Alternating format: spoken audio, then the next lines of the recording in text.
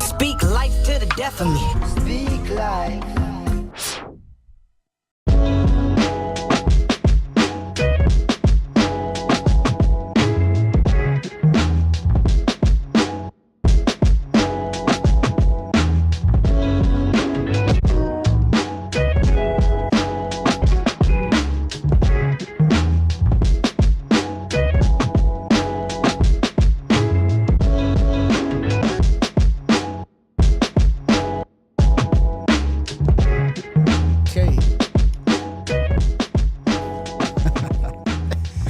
Yo, what's up? Welcome to another episode of Speak Life right here on Gorilla Cross. I'm your host, Quan59, and we have another dope show for you tonight. Got my co-host in the building, Joe Seif. What's good? What's up, everybody? What's up? What's up? It's good to be here. It's been hot in Vegas. I know. I put it down to 65 in here so I can wear my jacket tonight. First world problems. Love it. Yeah, I really do set the temperature for what I'm wearing and not, or what I want to wear. That's good. Not what it should be like in here. But yeah, that's the privilege of, not paying the power bill. Just pay rent. Got Kels back in the building. Pick up. Wah, wah, wah. Hey, Quan, you remember like 3 weeks straight you would tell me that I was your co-host, and now like I'm just Kels back in the building like I haven't been here. Yeah, you're just a guest. That's crazy. Just a guest, man. Like it's been like years of this too. You're one of the co-hosts. Oh, okay, because I didn't get that part of the introduction. You say that for Dodo, but you know what I mean? He was like, hey, Kels. I said my co-host. Yeah. My co-host. Yeah. Oh, Co-host. With the S, and then I said his name first. Oh, and then everybody. And then everyone else is a co-host. Okay, it's all about perception. I didn't read it like that at all. Host- Hey, I hostesses? appreciate it. You trying to say- Hostesses. All my co-hostesses. Don't No, get what up, offended by Quan? everything. Man, I feel attacked. that is actually a personal flaw I have that I'm working on. So Do you get offended a lot? I did. Not offended a lot. I just got to get to that point where I realize everything's not personal. Everything that happens to me is not because of me, and I got to stop treating people like, oh man, you did me bad. You know. So I'm getting there. Lift your hands all over this place tonight. I'm not that guy. Facts. And the holiest guy in the building, his eyesight's getting better by the minute through prayer. From Holy Culture, from Rapzilla, from the South, from Jam the Hype, we have Luke DiMarzio in the building for the last time. Dude, the South though. Dude, that was I love the nostalgia there. Yeah. TheSouth.com. Yeah. Bus shop. I bought so many. I wasted so much money on the bus shop. Wasted? Do you remember that? Yeah. Scooping up all those random And albums. then sometimes you get they would have the sales for like $1 to get rid of those CDs that didn't sell. I forgot about the South. That's crazy. And also Sphere of Hip Shit of Hop. hip hop. That's it. That's Sphere of the hip hop. That was the first when I was trying to be a rapper. They were the first place that covered me. That was one of the first ones. Yeah. That was one of the first There's- sites actually pushing it and being a promotion site for Christian hip hop. They're still around a little bit. They do some things. They do PR work and stuff like that. Yeah. Sphero's dope, man. Yeah. We wouldn't be here without everything wouldn't be here. They're a big staple. They've pushed a lot. They're for big sure. big pillar in CHH. Word up. Yeah. And shout out everyone in the comments. If you're watching live, please comment. Let us know where you're watching from and share the live video stream with your people. Give us a like also. For some reason, my YouTube app is not letting me like videos. Like there's no thumbs on it. So I don't know what's going on. My phone's been acting weird with a lot of apps. Yeah. It's a Samsung S22. And they're up to the 26 now. And right when the 26 dropped, my phone started acting weird. So you know how phones do that. Yeah. They're like, bro, we'll let you skip a year or two. We're not letting you skip 4. Yeah. So it's acting up. So you know what's crazy though? And Apple does it every year. Apple does it every year. Every year. That's why I don't complain too much. Because Samsung only does it to you every 4 years. Right. Yeah. It depends on how you manage your phone, though. Yeah, I agree. Yeah, like, it depends on how you manage your phone. My kids have iPhone 12s and they're still working fine. Work perfect. Yep. Maybe. Yeah, but that's because they don't know what's out there that's better. You're like, it's working fine. It's still like a screen transforms every time they're on it. It's like, it's fine. You got your call across. I'm happy about today's show. Me too. We have Adele watching from US 95 South, so he's watching probably on the freeway right now. Stop texting and driving. Yeah, don't text, drive. My sister's watching my brother live from my kitchen. Bring some food next week for us. Big up. Ooh. Bring some food for us next week. No, I was saying I'm happy about today's show because of our in-studio guest. I know. Oh, we got someone here? I'm gonna get to that. Oh, my bad. He did that last week. And he did like the first 10 questions. My bad. I'm sorry. I'm not gonna say anything today. No, you can say chilling. a lot, but you definitely took over what Luke usually does. Oh, yeah, it's usually me. I'm the interrupter. And then Luke wouldn't even talk last week. I was 2 worried. weeks ago. I was worried I was gonna interrupt the whole time. Yeah, I had a lot to say, but just chilling. There was a lot of us though. I felt like there was a lot of us at the table. It was good. Yeah. How's your eyes? It was random. I wasn't even trying to one up. It really just happened.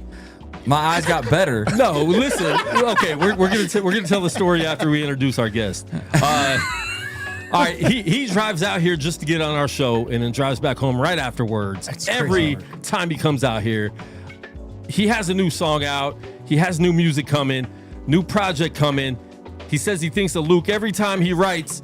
We got Avery Harden in the building. Big up. Yes, sir. Let's go. Yeah, what's good, brother? Now, why do you think of Luke every time you write? hey, Yo, pause on that because he's saying it weird. He is. He's saying it very odd, yeah. He's saying it odd. But nah, shout out to my dog Luke, man. Luke is honestly, I think Luke is a genius. You know what I'm saying? With the way you consume music, you know what I mean? And I With took his eyes too. Yo, Oh my god. No, you have genius eyesight. Yo, so dumb. Yo, the way Luke consumes music and critiques it, I value his opinion. And on my last project, Luke said something. It was a criticism. He rocked with the project, but he had some criticism that struck, like a very creative part of me. So roll the clip. yeah, I know, right? Hey, right. But What did he say? What did he say? Luke he enjoyed the project. Shout out to my Project Fibers guy that came out July something. And I came here and I showed I kind of like did a whole. We did the show and we listened to every song. And Luke really loved a lot of songs, but he said he's not gonna go back and listen to a couple, which were interludes. Granted, they were interludes, and it just was like, and honestly, I think in today's time, it's kind of hard to do that. You know what I mean? And I come from the blog era. I come from, the 90s, right? Where interludes are fun and it kind of helps tells a story. But in today's time, really, like, he's a consumer. I think we of all music. kind It's of agreed, though, right? That you had too many interludes. Yeah. But Luke said it. You know what I mean? I think everybody agreed, but Luke was just like, Because I'm the interrupter. I just I say it first, and so yeah. I do remember Quan specifically saying though, like a couple of them that were interludes and you rapped a little bit. He wished you did a whole song more? about Yeah. it. He was saying like this should be like you were snapping, but you cut it off in 30 seconds. Like this should have been a track. Yeah. So I do remember that. And that's my biggest beef when people do interludes, when they actually rap on them and intros. I've heard too many albums where the intro song is the best song and it's a minute. Like the beat's dope. I remember the first time that happened to me was in Christian hip hop was Antonius. His first album, his intro song was so dope. The rest of the album was cool, but it's like, bro, if you would have just went in more on that on that beat and everything. But yeah, that's just a issue I have. Yeah. I mean, okay, my bad for just for me. But I just want to finish the thought process is when Luke said that, man. It's just the reason it didn't bother me. It just like he consumes the music and he's also like I would say he's a supporter, man. He's bought multiple clothing or merch. You know what I mean? So like it's like if my consumer, technically, if my consumer isn't happy, like sure, I must be doing something wrong. So that kind of why it's like now whatever I'm writing, it's like I'm thinking of Luke. That's our motto in the group chat. If Luke's not happy, we're not happy. Listen, I think every artist listening should take note of what you just said because I feel like yes, we're creative and we have creative license. And a lot of the times it's like, well, like for me as a painter, I'll paint what I want. If you don't like it, cool. But like I still paint. I'm still gonna paint it. Yeah. But your idea is like people consume your content, right? So. Hey, if somebody who actually listens and supports and gives genuine feedback, right? I'm gonna take what they say to heart. Yeah, I feel like more artists need to do that. Not. Don't hear me wrong. I'm not saying bend to the will of the masses. That's not what I'm saying. But for people that are that know your track record, that know your discography, and if they give an example of like, well, hey, this sounds like this or that, we should take that into account. Because that's your core audience, and those are the people that will continually keep. Yep. You know what I'm saying? Yep, exactly. That's what I'm saying, man. This man has bought merch, multiple shirts. So it's like, he's not just a listener. The funny thing is, 2 weeks ago, our last show, he was wearing one of your shirts. I was when we announced that you were going to be on the show. See what I'm saying? It's like when somebody's like that, it's like, really listen. You know what I mean? Not saying that I don't listen to anybody. I have not bought one of your shirts. I'm waiting for the free one. Hey man, I like free stuff. Yeah. Just, I gotta come through with some free stuff for y'all though, for real. Honestly. Did Luke pay? You paid for it? Yeah. Okay. Yeah. I wanted to buy a sweater from you one time, but you were sold out of my size. So Damn, that's all it was. Extra No, you're tall. good. You're good. Extra tall. I'm a big guy. I'm a big It's guy. just What the are you, torso. what are you, 6'3"? Dude, he has super short legs. 6'3"? He has a crazy, 5 bro. foot I'm torso. 6'5". You sick? Oh my bad, bro. 6'5", My fault. I didn't mean to disrespect you, bro. My fault, bro. I didn't mean to disrespect No, you. he bro. had that leg surgery where they extend the Okay. leg. Wow. Yeah. Hey, yo. Have you seen that? Yeah, it's crazy. Would you ever do that if you were 5'6", let's say? Would you have that surgery? If I was 5'6" and I knew how it felt to be 6'5", then yes. But if I was 5'6" and I was just living my whole life that way, I'm sure I would have accepted it, like most short people do. Man, I'm Mexican. We're short. We're always short. Like, hey, I'm cool with being a short guy. That's fine. The only people I've seen get that surgery were black dudes, though. Oh. That I've seen. I'm not saying that's the only ones. What are you saying? They get what, the leg? How they? Yeah, they break the legs and then they grow back together, and then they break them again, and then they grow back together. And it keeps making their that's legs. real. Yeah, It's yeah, legit. yeah. It's a legit Yo, that's surgery. crazy. And what did they be like? You're thinking about it, huh? No, I'm 5'10". I'm good. I'm straight. I don't care to be 6 foot. Maybe one leg break, you 6 foot. Nah, man, I'm straight. Hey, look, I'm happy with what God has given me, man. That's I'm what I'm straight. talking Yeah, I'm I do straight, know. man. I do know people that they've lost their legs in like an accident, and they get prosthetics that are way taller. That's tough. Yeah. That's tough. Smart. That's a little that's easier. tough. Put them on some I get to stilts. pick them out. Yeah. That's tough. Yeah, that's Yeah, tough. might as well. If I lost them, I might as well, Right. be 7'2".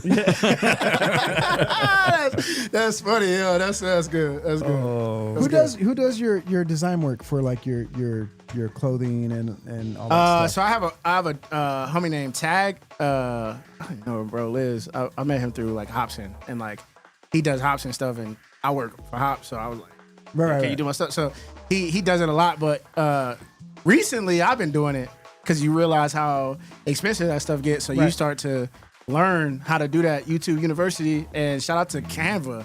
Shout out to Canva, bro.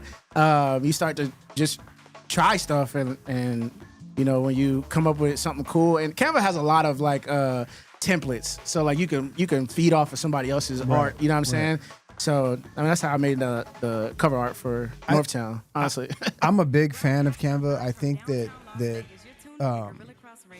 I like that there, I know, right? I like that there's a website and an app out there that will do a lot of the work for you, and for most of the people I've seen use it, they're like, man, there's something I want to do, but Canva doesn't do it. And I'm like, that's when you get Photoshop, you get the Adobe suite. Yeah. And so like, I think it's a great push in the right direction for design work. Because I'll still use, like, I'm an AI guy, 100, like Adobe Illustrator guy.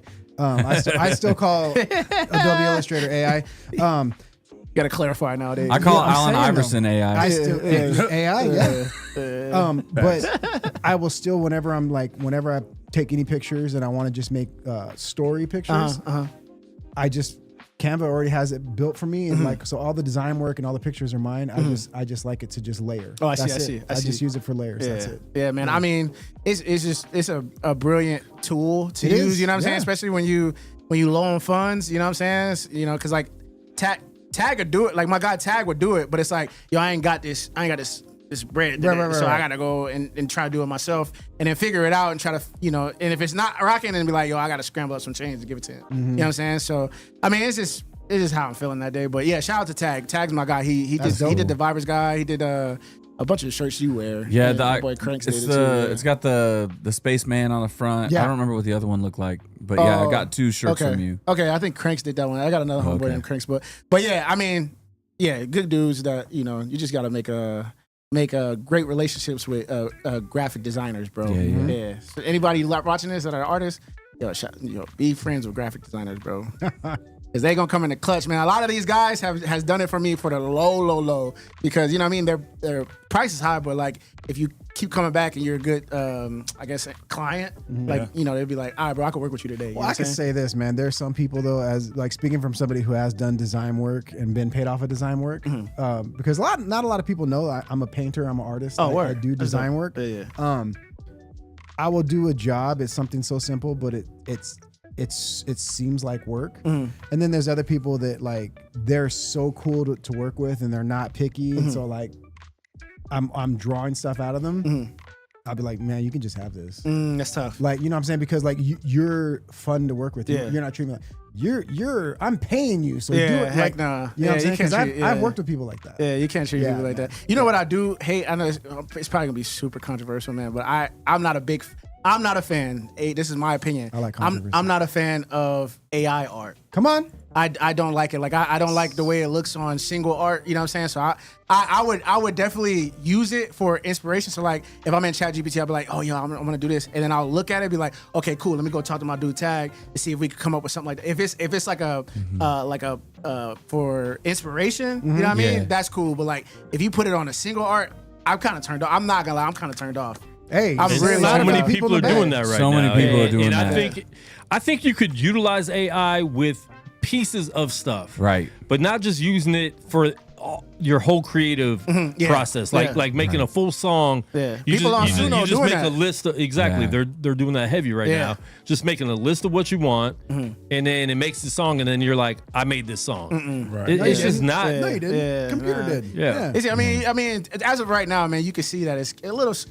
I hope it stays this way, but you can tell. You can it's tell the soulless. difference. It's Yeah. soulless. Like you can tell that it doesn't have like a meaning to it. You know what I'm saying? And I feel like that's very important, especially in the AI music. When you hear the music, you could definitely tell that like you could definitely, in my opinion, I don't know about everybody else, but I could definitely tell that's AI. And it's like, oh, bro, that Even the music that videos. don't sound like a soul right there. There's a lot of videographers now that are doing a lot of AI that honestly I didn't even think they would. Yeah. And they're using a lot of AI just to even make pretty much the whole video, Well, like everything in the Now, wait, background. you had AI in I did AI yours. for Cook because it was Yeah. B-roll. But that was a little piece of Yeah, it's it. like B-roll but I didn't have. I'm telling you, like everybody Like a in the full background, thing, yeah. everything. Oh, And okay. honestly, I could not tell a lot that yours was AI. It looked a lot like the video. You know, But yeah, I mean that's how I feel like it should be used, where it's like, oh, this is creativity, especially when you're on a set. Y'all do videos, especially when you're on a set and you like, we got this. Damn, we didn't get no B-roll. Oh, we were supposed to shoot in Vegas. We back in Phoenix. Yeah. All right, we got to probably get a little B-roll of somebody walking on Fremont Street. Maybe you could get that on YouTube, but it's like maybe we could just make a little 1 second clip. And I just you know feel what I mean? like when it's your own stuff. Yeah. Oh, yeah, Like yeah, for yeah. me, I'm gonna feel a lot better about I shot that myself instead of I went to AI and typed it in. Yeah. It's just I don't know. And listen, if everyone else wants to do it the other way, cool. Yeah. But I'm gonna keep my creative juices flowing by actually doing it. The biggest thing for me with the whole AI thing, and I'm not going to harp on it too much, is I just don't want it to replace. You know what I'm saying? 100%. Like, because you really do get people that listen to the AI music, and that's scary. Yeah. Like they don't even care. Like, Some they're people like, don't know though. I don't care. I don't care that it's AI. That's what's scarier. I just came across something on TikTok, and it was like especially this is probably perfect. Especially it was like a Christian AI artist. Man, people were because it was just saying everything that you need to say in Christian world. Yeah. And that creator or AI person had like 200,000 followers, and then you go to the comments, people are like, yes, I needed this right now. I needed this right now. So it's kind of like scratching an itch in a sense, and then people don't know about music, so they like, yeah, I'm gonna love this, and they go to Spotify, and now this whoever just went in Suno, they probably paid like $6 or $7. Will we have for Suno. AI It's artists crazy. in heaven? Yeah, Will they make it to heaven? Hey, who knows? maybe, bro. Can they get saved? But it's a scary world, man. It's a scary world. Let us know in the comments, what do you think of AI? Rate AI in music. Just talking about music purposes. 1 to 10. 1 being you hate it, 10 being you love it and you want to utilize it in your own music. Kels. I will say I like when AI is satire, even in music, because right now TikTok has got a trend where they're taking text message conversations and having somebody sing it in the form of like See, gospel. that stuff is It's funny pretty though. great. So, but the music is actually getting crazy. Like they're putting like it sounds like a vocalist is on this, but it's so dope and it's so funny. And Because I've heard it's a text some of those like conversation. 50s and 60s remixes of like newer songs that sound super dope. Yeah. Like I could listen to that stuff. I was bumping Billie Jean in my car, and it was like a 50s like jazz lounge version of it. It sounded super dope. I think we got to figure out how to regulate that though. That part. Like I don't know what to do. Like that's cool that you're listening to that, but there's probably like a million people now that have listened to that, Oh, you know. yeah. And It's so not now more, yeah. someone's making money Getting off of bread. something they literally didn't think of anything Getting about. crazy, bread, for sure. Yeah. I don't know. Are they? Because of Oh, views yeah. and stuff like that. Yeah. Oh, yeah. Okay, that's it. YouTube is not monetizing a lot of that stuff though. Like they're that's good. playing it, but you're not necessarily getting monetized for a lot of it. Some of tough. it, The only streamer that's that tough. there's only one streamer out that said no AI allowed at all. If they detect it at all, you're done. So Bandcamp, streaming? Bandcamp doesn't allow any AI on the whole platform. Tough. Shout out. Yeah. Bandcamp. Tough. That's tough. Yeah. Yeah, that's tough. That's the OG platform right there. Yeah. Shout out Bandcamp. Yeah. People are making a living off of it though, man. So I know. What can I say? At this point, it's me taking food out of somebody's mouth. You know what I mean? Yeah. Like that sucks to say, but Yeah. it's like, dang, dude. I don't know where we go, but I that's why I say I appreciate anybody that listens to my music, because now I'm not only battling with real artists and algorithm, I'm battling AI. You know what I mean? So it's like, dang, man, you it's an uphill battle for sure. but here's the thing with anything, right? With Luke saying we need to regulate it, and is it something that will last? You grab the young generations with anything, right? They don't know any different. So now they're coming up not knowing that there was just real music. So there's some real music and there's AI music. So now people that are 5, their generation is going to be a lot of AI music, right? So they're not going to know.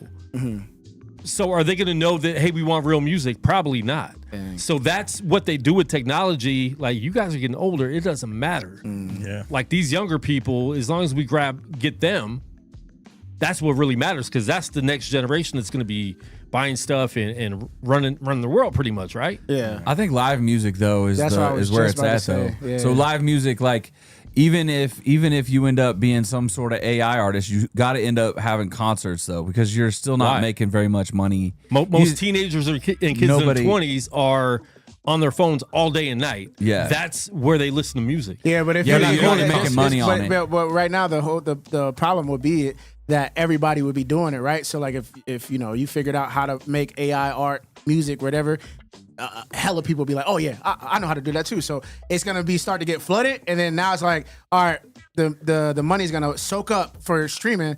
Now, how else do you make So it's money? kind of like rap. I mean, once MySpace hit, everyone became a rapper, right? But so now it's like, how do you get these people to buy into you. Now it's merch. And you're right, Luke. I mean, there's nothing like live music. It's merch and then shows. Yeah. You know what I'm saying? So like those two, I feel like you could probably get away with merch, especially with AI right now. You could probably get away with merch. Live music, you can't get away with that because that's why most in hip hop, most of the concerts that have been making money the last 2 years are the throwback concerts where our age people are the ones going to those. Wu-Tang had a residency out here. They're going to be at T-Mobile now, and they're going to sell it out. Yeah. Kanye's selling out right now. It's not young people going to that. Yeah. It's some young people, but the majority of people that are actually paying to see concerts are 30s, 40s, 50s. Well, but I mean that Bieber show that girl was talking about 2 weeks ago. Coachella? Yeah, Biebercella. But those specific tickets to Bieber's show, that was the biggest selling concert in like the last 10 years or something. Yeah. And he's not old, you know. Yeah. He's like 33. I mean, but the millennials are listening to Bieber. Yeah, he's not old, but the millennials. Yeah. I just feel like that's 30 to 40 is listening to Bieber. I just feel like that's something that you can't do AI with that. Like, right. And even just regular people, like you've been to shows, not just rap, or we're talking about rock, we talking about reggae, we talking about, you got somebody has to feel something when you're on stage. If you just do music and you hop on stage and you ain't got no stage presence, people will feel that. So I feel like that where you say live music, that's the one that keeps the music, the soul music alive, the music that has soul alive. You know what I mean? And real quick, I know Joseph has something to say, but Q is in the chat. He says, "I'm an AI rapper and I'm doing fine." Anyways, happy birthday, Q. Yeah, happy birthday, Q. Happy birthday. So happy birthday, bro. Q looks very young, but he's actually 57. But he looks very good for his age. So maybe he is a little AI. You know, I don't know. Joseph. No, I was thinking in response to what you said about Coachella with Justin. The difference is Justin was a child when he started making music, so his fan base is huge. Yeah, it's not like, oh, here's a bunch of young people that just showed up because Justin's young. No, it's like Justin's in his discography, his tenure is older.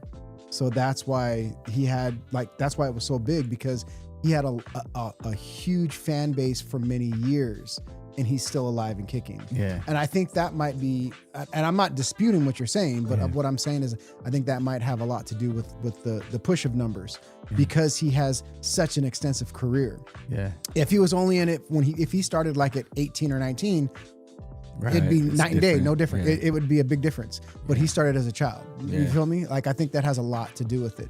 But what you're saying as far as a live show goes, is that just, if I'm understanding you correctly, we've gotten so saturated with so much make believe or fake or computer generated things that now as living human beings, we want a live interaction. So that's why live shows it's kind of like people hate MP3s. I actually want to play a record or get my old iPod. That way it's not connected.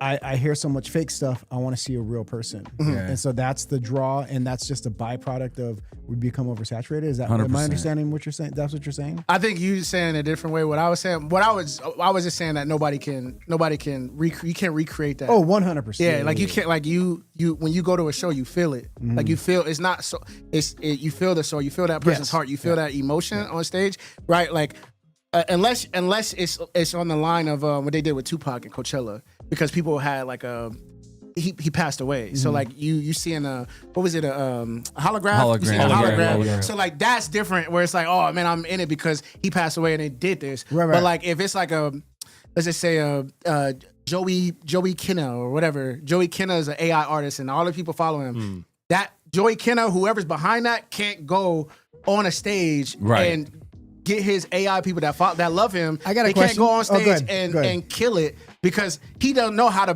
perform. He's never performed. He just knows how to press a Suno button. Go. I want to say something though. Go ahead. Yeah. Go. I'm gonna just play devil's advocate. I disagree, and I disagree because what Quan is saying is like we have such a community of people who prefer the virtual side of things, and that just hit me because if y'all follow me on Instagram, I was at Level Up this last weekend. All these people dressed up, cosplays, we all there, we all walking around. There are actual screens just rolling around from VTubers, and VTubers are online personas of just virtual characters that you never see the actual person's face, and they're sending their robots to these conventions to be a presence as a VTuber, and they have a following. There's people who will go into a panel room to sit down and talk to these same people that they watch on stream, that they watch at home, and now these people aren't present because there's they're people virtual marrying their AI personas. bots. And it's That's not even- huge.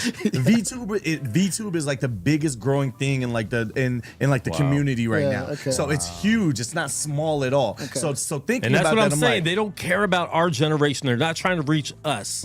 They're trying to reach the younger generation Yes. because they're the ones that are going to bring it along. I agree with that. All I'm saying is Not it's- saying that's it's right scary. or wrong, Yeah, but it's scary times. That's all I want to say. Like it's real. Yeah. Like I'm not gonna lie, man.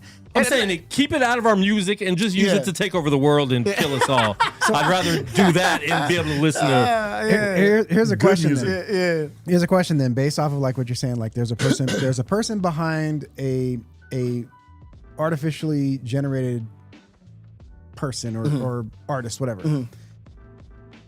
Wouldn't that just be like, so the person behind that who's actually typing the prompts or actually coming up with the ideas or whatever, isn't that like the same thing of the artists behind the masks of like Daft Punk? Because behind the mask, people know the masks. People know the robot. They don't. Do you see what I'm saying? Well, MF Doom has been. Now- They now still we're make the there. music though. Yeah, They still make the music. I understand that, but this is what I'm saying. That's like a persona. I see So what you're wouldn't saying. the AI be like the persona of the person making it.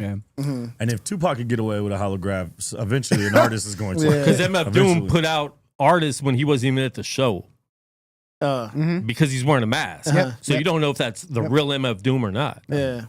It's just a question. That's It's a just a question. great question because it's like that when you say it like that, it's like that's real because there's been multiple people that just like, yo, I'm this in behind the scenes, but like they could go into the world where like you wouldn't even know. What's the dude named Marshmallow? It's just Marshmallow, Like, you don't yeah. even know who that dude There's is. Buckethead, Me personally, too. I still don't even know who that In rock person and roll, is. there's the Buckethead guy.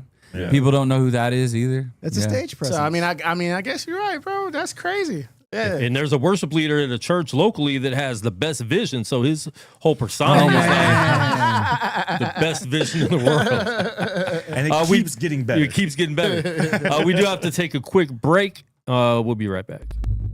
We're taking a break. This is your sign to make pasta shoes. It's the best way to keep your pasta fresh for lunch. I just make my pasta and add it straight into my shoe. It stays warm and fresh all day thanks to the natural heat from your foot. When you're ready to eat, just take your shoe off and enjoy your pasta. This is your sign to make pasta shoes. It's the best way to keep your pasta fresh for lunch. I just make my pasta and add it straight into my shoe. It stays warm and fresh all day thanks to the natural heat from your foot. When you're ready to eat, just take your shoe off and enjoy your pasta. This is There's so many things wrong with that.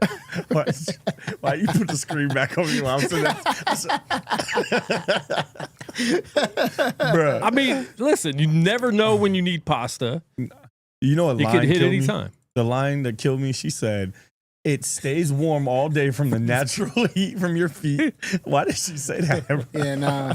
From the natural heat of your feet. She's like singing it. But don't we? I mean, we Here's your talk about sign to innovation do all the time, pasta right? shoes. Isn't that innovative? Is that innovative? What do you think, Avery? Hey man, I don't know. It's But terrible. that's weird. That's weird. That's really weird. That's really weird. But you know what? Hey, we talking about all this stuff. People online, they just want to be seen, and that definitely got to Quan, and now it got to me, and I cannot see it. And everybody in the comments, they've seen it, so she did her job. That's what she wanted. She don't really eat out of it, or she actually did. You don't know. She did. She She might. did it. She did She eat might. it. But like she did it for the And listen, for the shock it value. could work reverse too. You could heat up the pasta if it's a cold day. You put it in your shoe, and then your feet are warm. Yeah, I don't know, man. That's weird, man. That's weird, man. People Shout do out to it, Avery's man. cousin in the background behind Luke. Big up. Shout out Justice. All right, we're going to take one more break. Oh, man.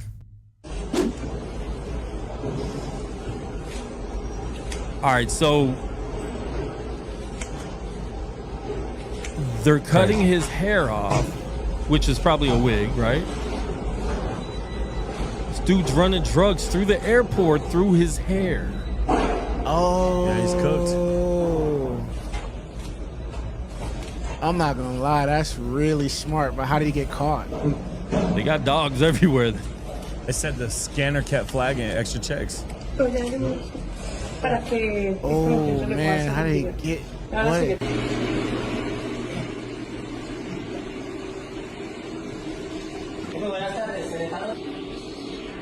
Yeah, he's done for. Yeah, he's cooked. Man. Wow. Look at him pat his head. He's putting his hat on. Yo, look at this. I mean, that's crazy.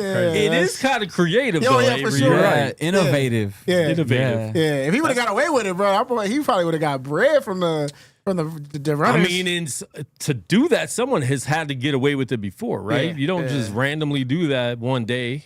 yeah, that's crazy. Because that was like a lot of work to do that and make it look real. He dumb. He had to go through the regular metal detectors. You can't go through the body scan one. You can't. What? Like you got to go through the regular ones. Yeah, the one that. Yeah, I see what you're saying. Yeah. I mean, but you're right though. The dogs. But honestly, that was really smart. I just like how do you get caught? But hey, look, I ain't no drug runner, so I probably got caught too, man. I got caught too.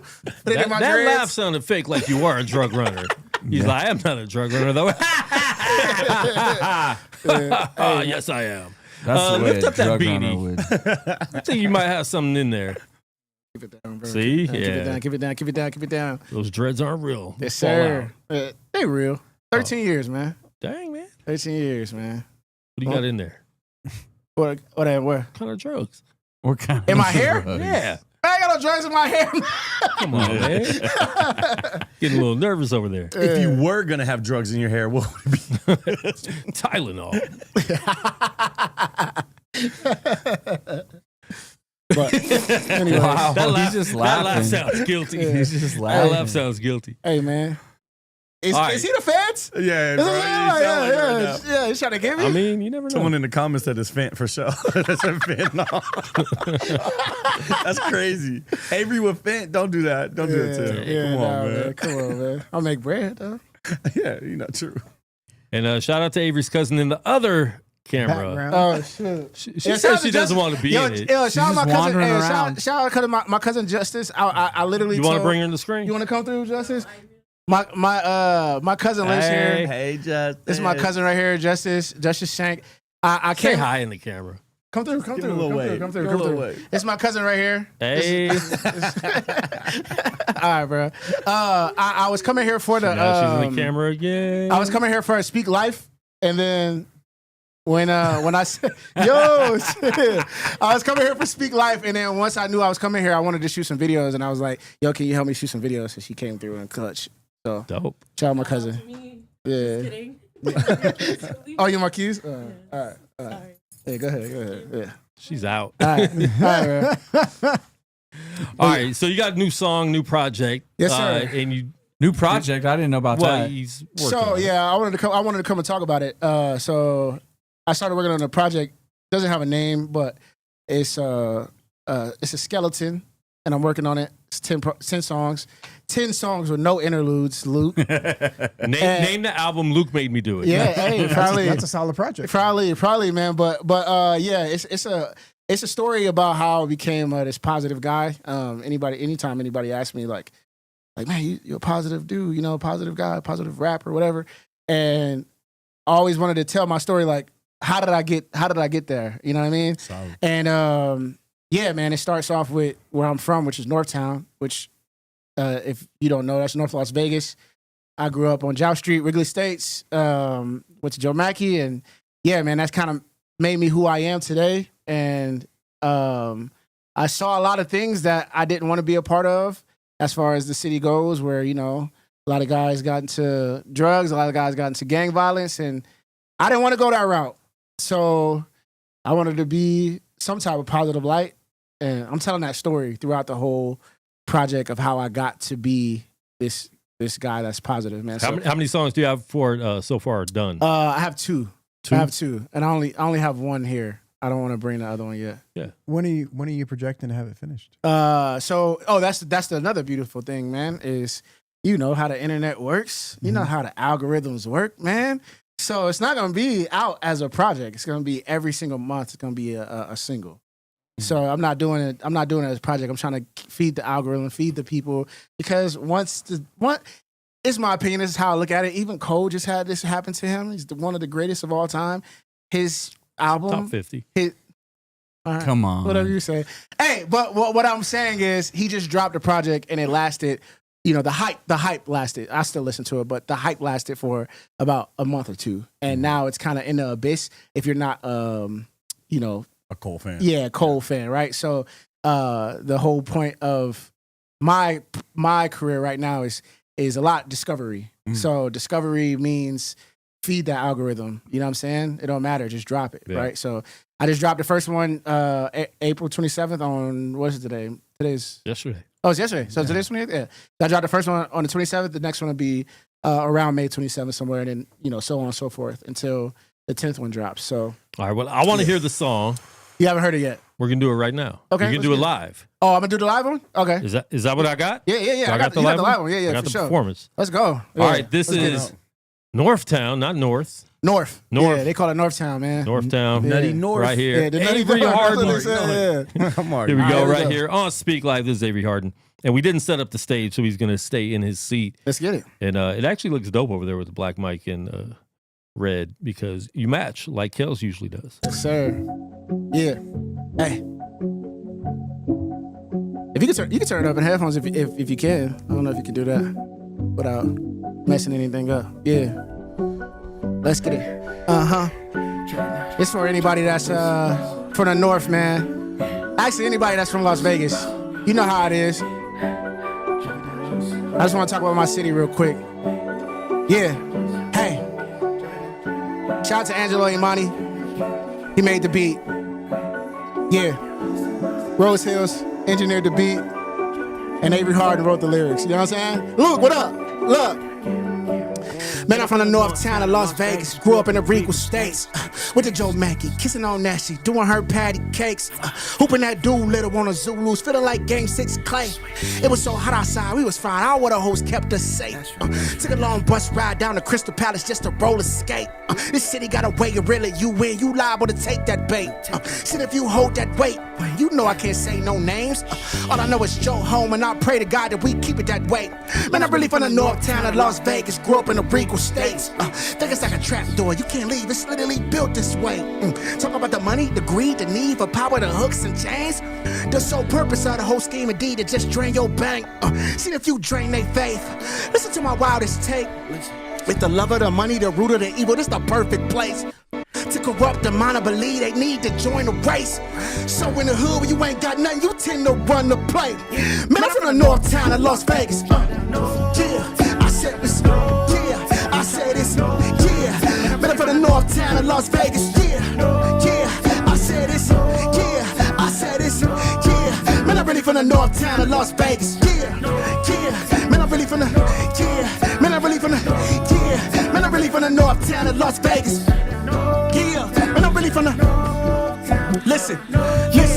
Reason we glorify all this chaos that we living in. Clark County got mind control on us, dangling dividends. Now we walk around puppeteer like we all in the game of Lil Sims. When you long door, all you wanna do is rise out that skillet bam. So brother hustle, they seen it all. My city was stuck in to make the cake. Look, it's all for the love of the dot of the north. Just muscle to stack the bank. Little girls went from hopscotch and now they dying to hit the blade. Some of the fellas I hoop with, they gunning and running and cleaning games. Look, I seen it and been ashamed. Some of my peers had went straight, but for me that wasn't the case. I had big dreams, so I escaped. I thank God he intervened. Could have been his attention that the debate. Look, they gambling on the strip, but no for this city is high stakes. No for the city is high stakes. No for the city is high stakes. No for the city is high stakes. No for the city is high stakes. Look, they gambling on the strip, but no for the city is high stakes. Look, they gambling on the strip, but no for the city is high stakes. Man, I'm from the north town of Las Vegas. Yeah, look. No for the city is high stakes. Yeah, they gambling on the strip, but no for the city is high stakes. No for the city is high stakes. No for the city is high stakes. Man, I'm really from the north town of Las Vegas. North town of Las Vegas. Yeah. Man, I'm from the north town of Las Vegas. Man, I'm really from the north town of Las Vegas. Man, I'm from the north town of Las. Yeah. Yo, give it up for Avery Harden, Northtown, right here on Speak Live live performance. That song is dope. Thank you, man. Appreciate Cars it. crashing in the background and everything.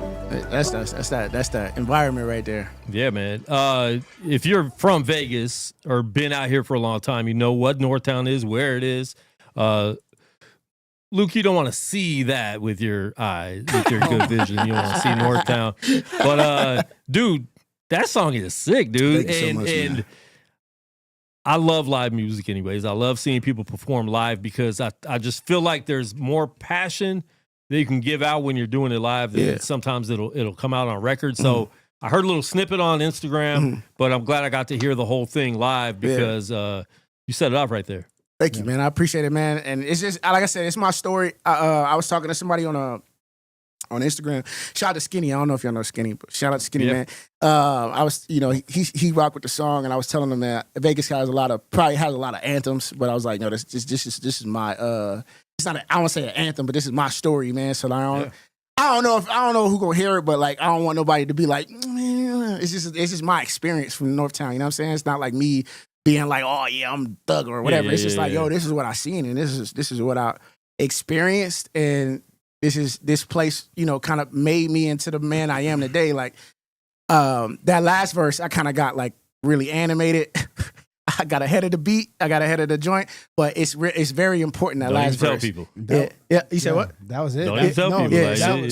So I do want to say, man. I said, little Ashley in the days. They say she's shaking it in the Wraith. Some older man paid a decent amount for shorty to entertain. You ain't even got to hit the slots to be a part of the city games. Look, I see that and been ashamed. Some of my peers had went astray, but for me, that wasn't the case. I had big dreams, so I escaped. I thank God he intervened. Could have been a statistic that they debate. Look, they gambling on the strip, but north of the city is high stakes. So, yeah, I wanted to say that because when I was performing it, I got caught up. I just did the north of the city high stakes. So that was dope. It's just like what I seen. Like, it's like, yo, like everybody comes here and they see Vegas, right?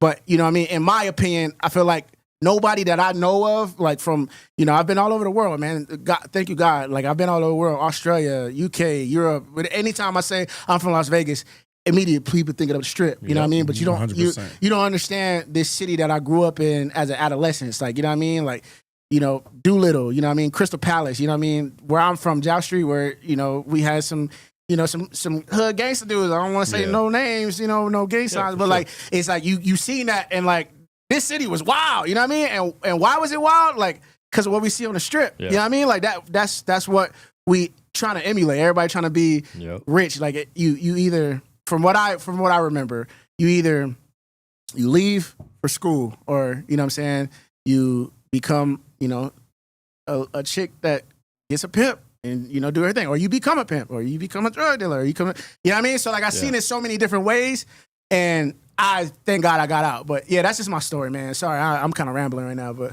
yeah. Good. I think the song speaks for itself. Anybody from Las Vegas, they understand, like, the term, like, Northtown. Mm-hmm.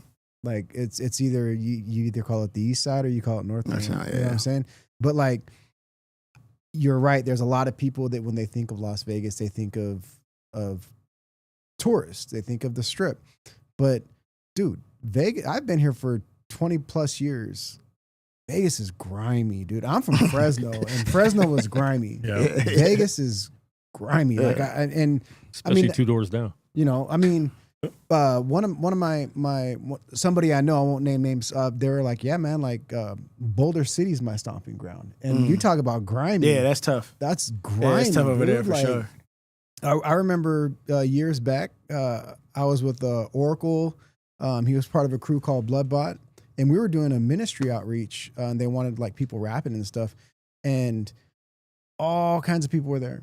And they, the Northtown cops, they pulled us over. The Metro actually pulled us over because I guess we look like somebody that shouldn't have been in a gold Cadillac with gold Daytons on it. You know what I'm saying? Yeah. So like all of that stuff is real. I think anybody it doesn't matter what city they're in, they understand like everything you're saying. Like it doesn't matter what city it is. Like that is in every city. But I appreciate that you're. And just knowing the perception of what people think of a city, right? When you hear of a city or even a country or a state, we automatically think of something, right? That reminds us of that. And you don't realize how big that city might be and what goes on. Because in Vegas, you can go off the strip 1 block and it's crazy. You can go under the strip and it's even crazier. People don't even realize there's a whole community underneath the strip, underneath the city. But No, dude, it's great. It's crazy. I think you did a good job.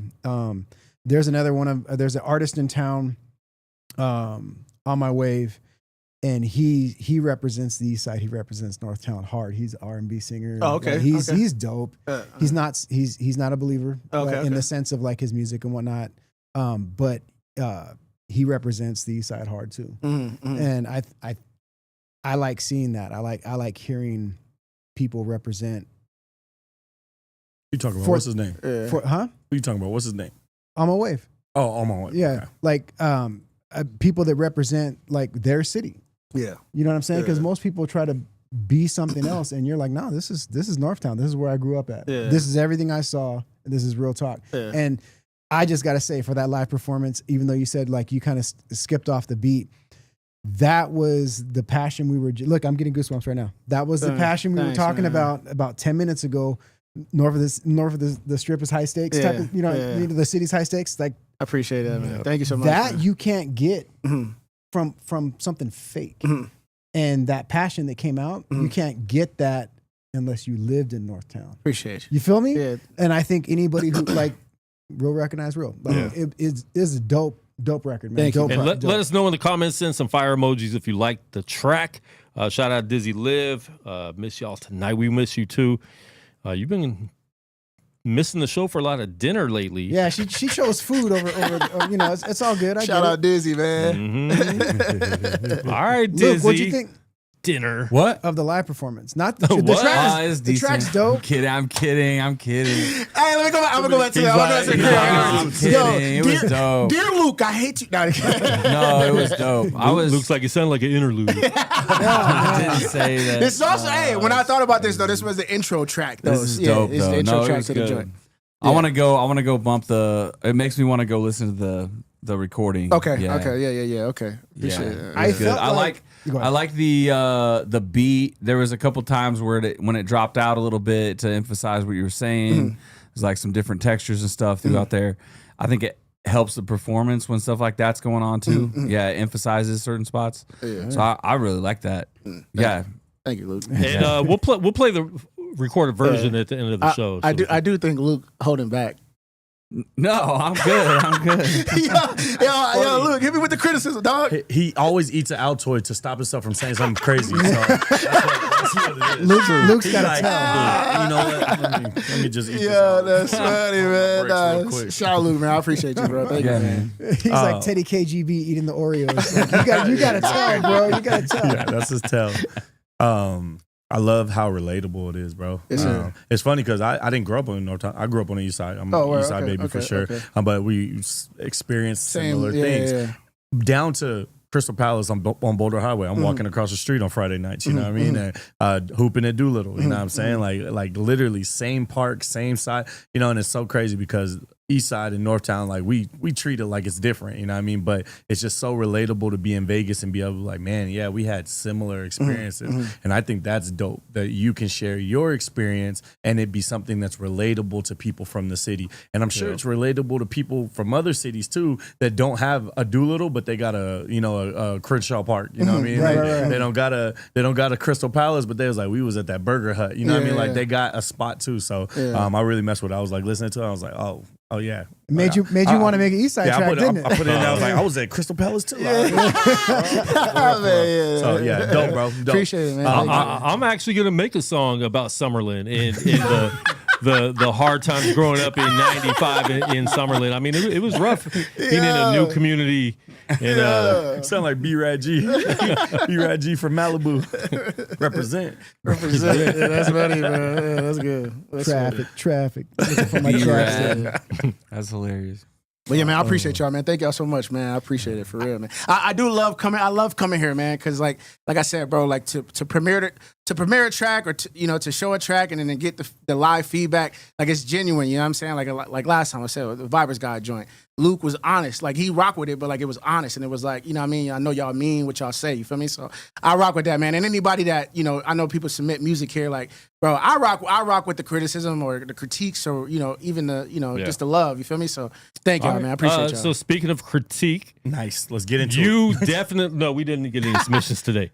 We got one. You critique very bad Marvel movies and DC movies, and you're so excited. Oh my gosh, that's the best movie ever. It's a 10, it's an 8, that's a 9. And then Michael comes out. The Michael Jackson movie. This dude gives it a 6. Oh, right. Saying he's disappointed. I did. I understand if people give it a low rating because it's not a complete movie, but they know they can make a lot of money. If they made a lot of money, let's not try to cram a whole dude's life into 2 hours, right? So let's do half of his life. I have my reasons. And we're going to get to that because your reasons are not that good for all your love for DC and Marvel. I heard your reasons. You're talking about what did you rate the new Captain America? Oh, I didn't rock with the new Captain America. That was one I didn't rock with. Okay, probably Kells did. No, I was just about to say, in Avery's defense, Quan is a hard critic on Marvel. Yeah. Because some of it's not good. No, you just you don't enjoy a lot of stuff that isn't there for. No, it's not there for core like plot building like to Avengers Endgame level. And if it's just a side movie where show you where you like the show the Samuel L. Jackson. What was it called? That joint was weak. Secret Invasion, that was weak. He liked it. That one was weak. So, but when I say I liked it, it wasn't like, oh my God, I want to go watch Secret Invasion 16 times. It was like, okay, this is dope Marvel content for me to follow and get pieces put together of what's going on in the background. But it could have been dope and it wasn't. That's my problem. I can't just say something's dope if it wasn't dope. The problem is your expectation then, because you're saying it could have been we dope know if what they make. We wanted them to do. Because we've seen what they can make, right? And now they even are admitting this stuff is whack because the new movie Doomsday is basically deleting everything and saying it's a sequel from Endgame. Yeah. So they even know it's whack, but you don't. No, I don't think that. A lot of it was good, man. It was something that was like, but there was a lot that was like, this is good. Like it's not like I'm not saying it's Endgame elite or Infinity War elite, but it was fun to watch. Ironheart, I like that. Hella people did not like that show. That show was cool.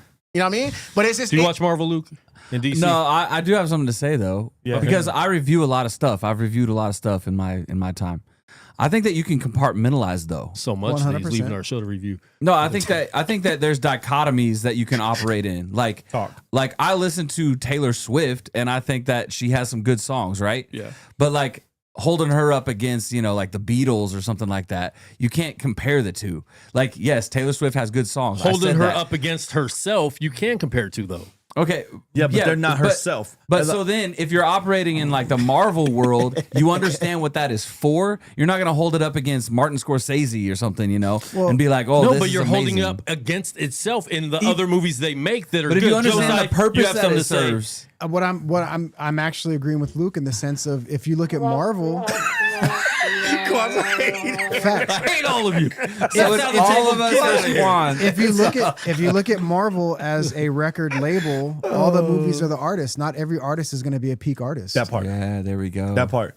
And if they did a labeled show, it would still be dope because they would bring everybody in and connect stuff. And that's the whole point. I think that what you're missing is that I knew it took us for so long. Like we put Iron Man 1 at like peak movies, right? It was a great movie, but it was still an origin story. And we're comparing all of these other origin stories that are not as big characters to somebody that is supposed to be the pinnacle of superheroes, right? So you get Iron Man and Thor and Hulk and all those in phase 1. And now that they're like, okay, we got to introduce some new characters. We want Miss Marvel's show to be as good as Iron Man. And we want Ironheart to be as good as Iron Man. You want the writing to be up to par. That is, I will agree right there. The writing has to be there, and that's the reason. What part of it was bad writing? Tell me. A lot of it. Secret Invasion story lacked, I feel like, for sure. I would say that. It lacks, bro. Everything. It just went downhill, bro. Like when it first started, it was like, this is amazing, but it just didn't tell any story. That it told a story that we don't even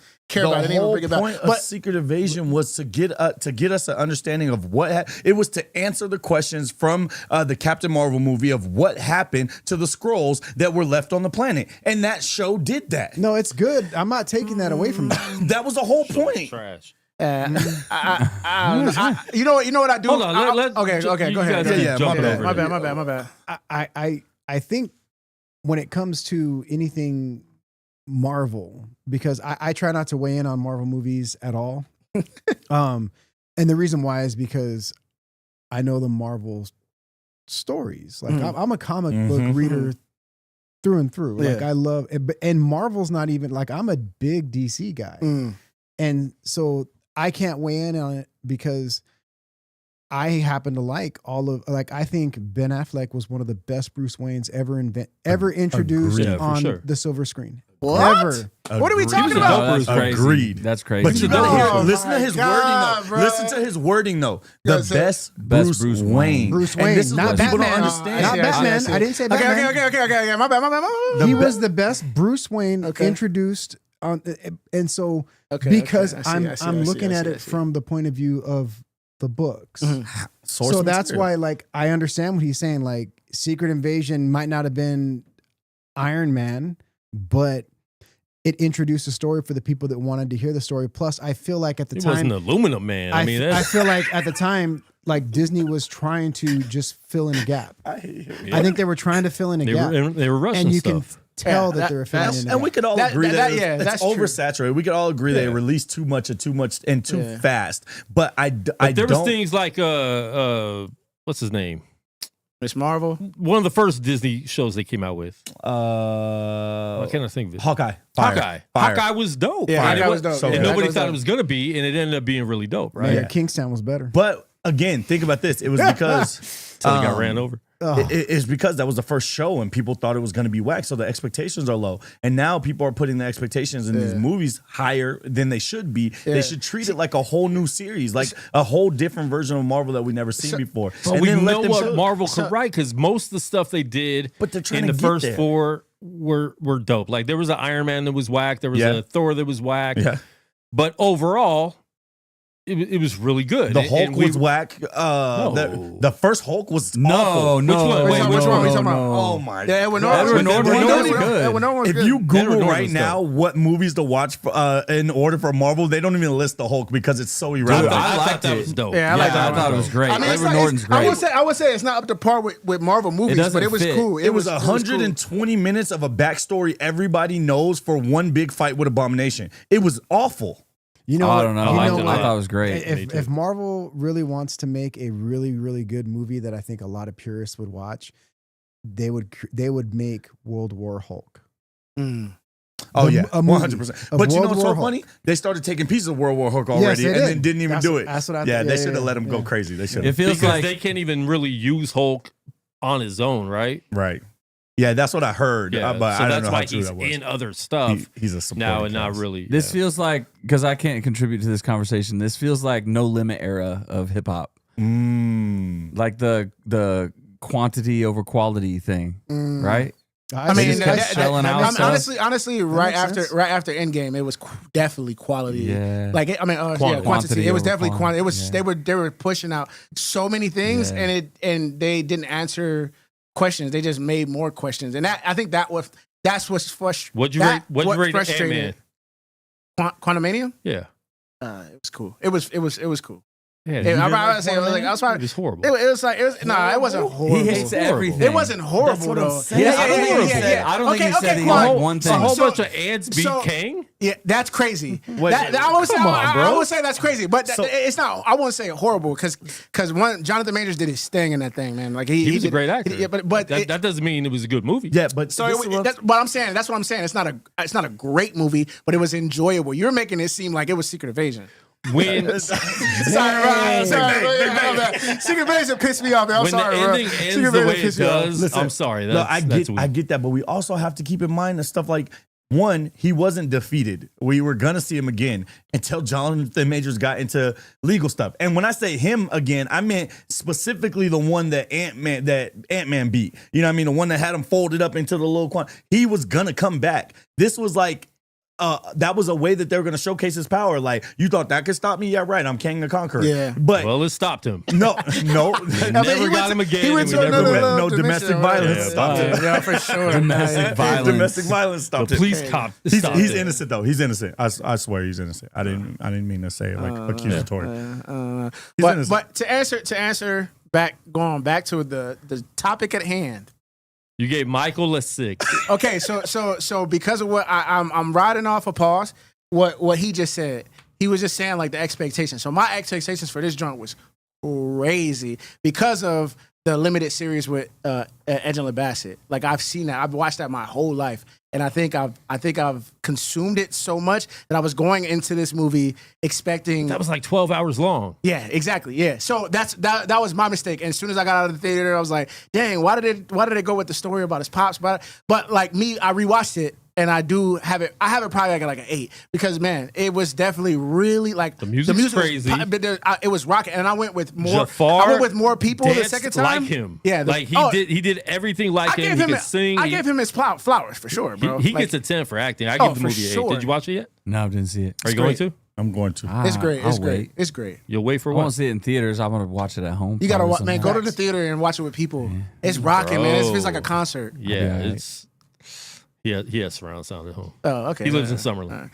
But anyways, to go back to you, I give it an 8, man. I was really harsh when I got out of the theater because of my expectations, and that was poor judgment on my part, man. But it was good. It was great. I'm glad I influenced you to give it an 8. Did you see it yet? I didn't see it yet. I have a friend that's a super, like when I say she's a super fan of Mike. And I hit her up and I was like, yo, how was it? And she was like, I'm going to respond as a fan right now. I'm going to come back and I'm going to watch it tomorrow and I'll let you know how I feel about it, like critically. So I'm waiting to hear back from her.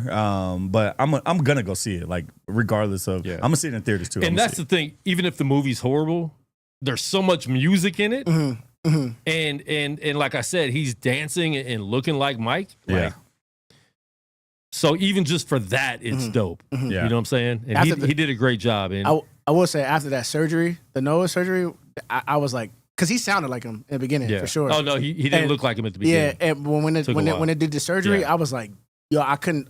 There was parts that you're looking and it looked just like. Yeah, I was. So he did good with the makeup. But yeah, and man. everything. Yeah, good movie, man. Y'all go watch it, bro.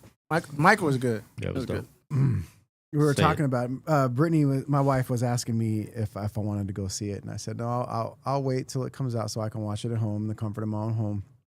And she was like, "Oh, like why?" And I grew up on Michael. I grew up watching him, like all of his albums, everything that he did, and I think he's a great performer. He's phenomenal. He's king of pop, one of the best to ever do it.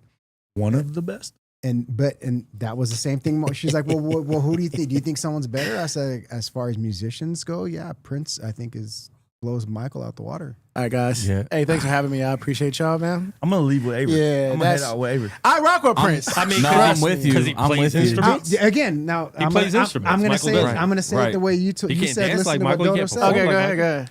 I said the better musician, not performer. The better musician. Yep. Prince What is about a great. artists? Okay, yeah. What about artists? Mike didn't play music. Now I'm gonna take a could cue play. He didn't play on stage. from Luke. You got to compartmentalize it because Michael is an amazing performer. I think a lot of things that people do today, it's because of what he did. Mm-hmm. Right. You know what I'm saying? Mm-hmm. But as far as like being a musician to perform, like you put anything in front of Prince, he's gonna perform it. He's gonna play that instrument. All right, let's go. Who has the better catalog? In your opinion, we'll go around the room. I'm not gonna. We gotta do it. I'm not gonna get into it. Gotta pick. I'm Michael Jackson all day. I'm Michael Jackson all So day. catalog and performance and musician, We're there going are three catalog. different things. Yeah, that's what I'm saying. So what did I Yeah. say? What did I say? Did I say catalog, Yeah, performance? But like I said this, catalog. so this is not I going s- to prove any but I point. This is switched just it. going to be No, okay. I switched it. Okay. We're talking. It's still part of the conversation. Who has the better catalog? I'm not saying anything about what we were talking about. It's an evolution of the conversation we had, Luke. But who has a better catalog? Luke, I'll start with you. MJ has, Michael Jackson has the better catalog. Yeah. It's without down. It's without a doubt MJ. Without a doubt. Yeah. I'm MJ all day, bro. Catalog. We're talking Yeah, about the catalog. It's better. Yeah. Okay. I would say Michael Jackson has a great backlog of I mean, he projects also he's started put when he was together. 3. Yeah, he does. He has. So Yeah, you, but- you got to put Jackson 5 You're in. not put putting Jackson Jackson, five you in. can't That's put crazy. Jackson 5 in Out there of those because it's 15 not Michael albums, Jackson. though, It 10 is of them Michael are Jackson. flawless. Out of those 15 albums, 10 of them are crazy. I mean, Thriller by itself is every song's a single. Every single song. Yeah. Do you, Okay, so what So other you like- category we got? do We you got like- Prince hold on, and hold on, Just- I gotta ask this question. Purple Rain pretty much is too, though. Do you Yeah, like 100%. Thriller more than Off the Wall? Think about Off the yes.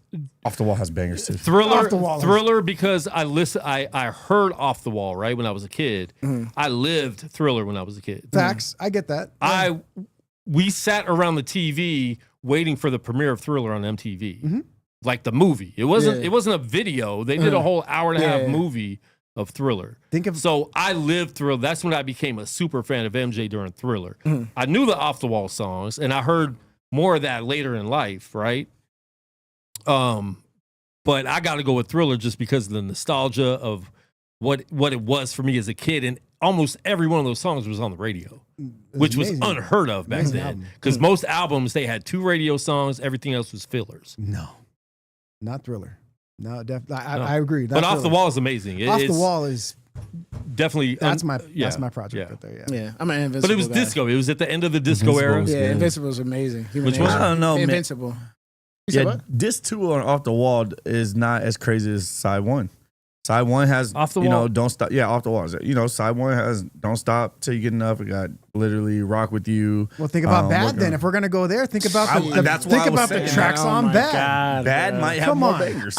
I think honestly, I also think I it's would up put to up Bad's to number 2 for interpretation. me. I think it's up to up Bad's to number 2 interpretation for too, because what you just said is how it made you feel in the moment. Like Invincible for me, like Whatever Happens is one of my favorite Michael Jackson songs, and like it just lives there. Like you know what I'm saying? Like Whatever Happens, Human Nature, Butterflies, like that run is crazy. You know what I mean? So like that music, it was my world for a little bit. You know what I'm saying? So like I wasn't in the Off the Wall world. I wasn't in the Thriller world. Yeah. You know what I mean? Invincible, 2000, how was I? 2005, 3? Something like that. I don't even remember when Invincible came out. But I was like that. I was born. That was my kind of You were generation. alive Yeah, at I was that young, but that was my Yeah. generation. So Invincible gets hate. It gets so much I don't know hate. why, but it's my shouldn't. joint. Yeah, it's not it's bad. a good It's song. Unbreakable. What's your favorite album? They from got MJ?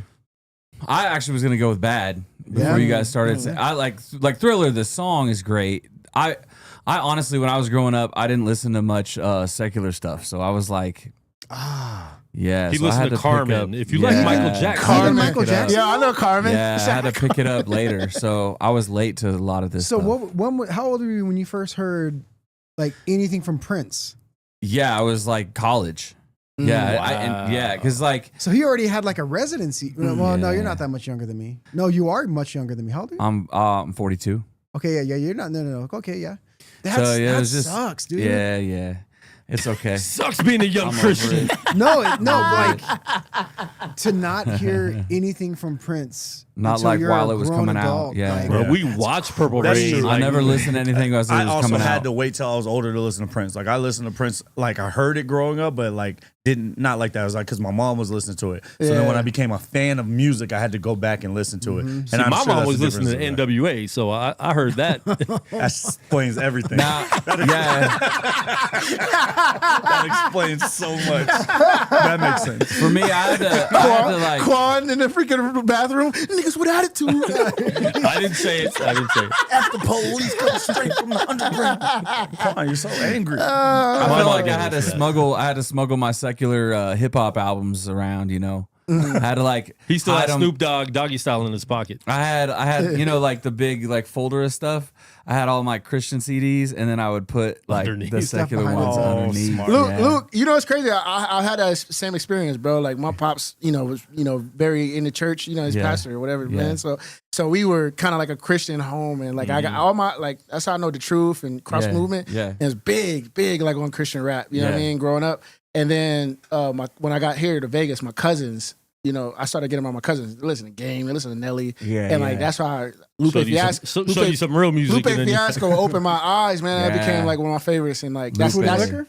yeah, Food and Liquor. Yep, that was your Food and Liquor. introduction? Yep, Oh my Food and gosh. Liquor. And I was like, yo, it kind of opened the world. But we grew up Christian rap. Like rap was all Christian. But you know, my dad was down with Michael Jackson for sure. So like we Michael Jackson and my uncle was Prince. So like you know the like the old stuff, like the Luther Vandross, all that stuff, like the singers was cool in the house. Did you guys ever watch reality shows Same. like Real World and stuff like that? 100%. Road Rules. Oh, where yeah, they like would send MTV? where they would like send someone home off the show. Yeah. We're sending Kels home because he's in the chat having a full blown conversation about a totally different subject. He asked about the whole. He's been going back and forth for the last 10 minutes about Marvel. I'm multitasking. He going back to Marvel, here, man. and I'm here. He funny. I'm trying to keep your viewers engaged. He thought I was sending one of you home. He's like, yeah, man, send him I home. thought the opinions or something was. I was like, who's going home? Can I ask you a personal question? And go. it's live. You don't have to answer it. Let's go. But Who was so- the first No, woman? at Lord. being a dad, are you going to allow your kids to listen to non-Christian music? I'll let them listen to whatever. Okay, good. Yeah. Okay, Wow. okay, Yeah. good. Because Yeah, it's art. I feel like so I think that's it. I feel like that's a disservice to, especially like my wife. She would lead worship, right? But then I'd name off a bunch of like just songs, and she's like, I don't know what that is. I'm like, you lead worship, like not saying that the secular music is worship, but like good music is good music. Right. And I feel like, so like, I know that there's going to be some parents that they'll hear you talking about Northtown and they're going to be like, oh, that's gangster. That's and it's like, no, you have to listen to it. So like they won't give it the time of day. I feel that's the same thing. You're like, I was already in college when I first heard Prince, you know, and this goes back to like the whole idea of Speak Life is like us talking about CHH and things going on in the community, but for the most part, but like the idea of as a believer, not like censoring certain things. It makes me happy you being a worship leader saying my kids can listen to it. Now, obviously there are certain things where you're going to be like, hey man, You don't want Well, to I get that. My son was playing in the backyard the other day with some friends, and they just had whatever playing DMX. and I don't even know what it was, but it was wild. And like he knew, he's like, yeah, I don't like this song. I'm like, okay, that's good. Like they're you know what I'm saying? They're filtering it themselves, but it wasn't even like that. That was tame compared to whatever this was. I was like, I don't know what's going on there, but yeah, I mean, I would rather, especially like if my kids are, you know, feel comfortable listening to that around me, we can have a conversation about something that comes up in there. Right. I'd rather them come to me about that, and we're doing that at home, rather than some random friends telling them the wrong things about whatever they're listening to. Dad, in their what's songs. OPP? Bro, we grew up with Two Live Crew, man. Like Two Live Crew. You know what I'm saying? We had Like, everything, and that's the thing. Like I was raised in church by going to church, but not by my family necessarily. Yeah. Right? Like my mom didn't go, so it was. We heard everything. Like we heard music. Like we listened to the radio all the time. We loved listening to music, and then when we heard good Christian music, we would listen to it. If it was good, it was good, right? Right. But I think that also helped me separate what was good and what wasn't good, right? Because we heard good music. But I couldn't imagine growing up and not like having music, because now when you hear it, it takes you right back to those memories, right? No, I had music. My family's all musical.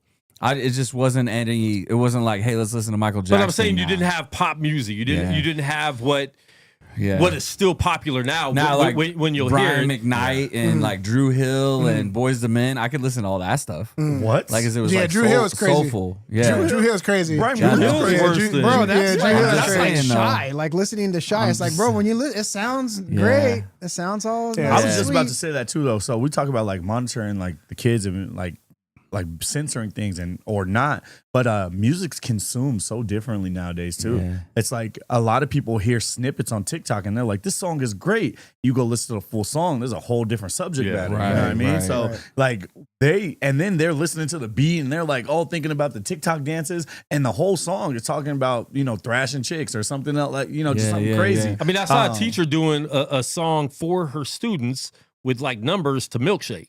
To Milkshake.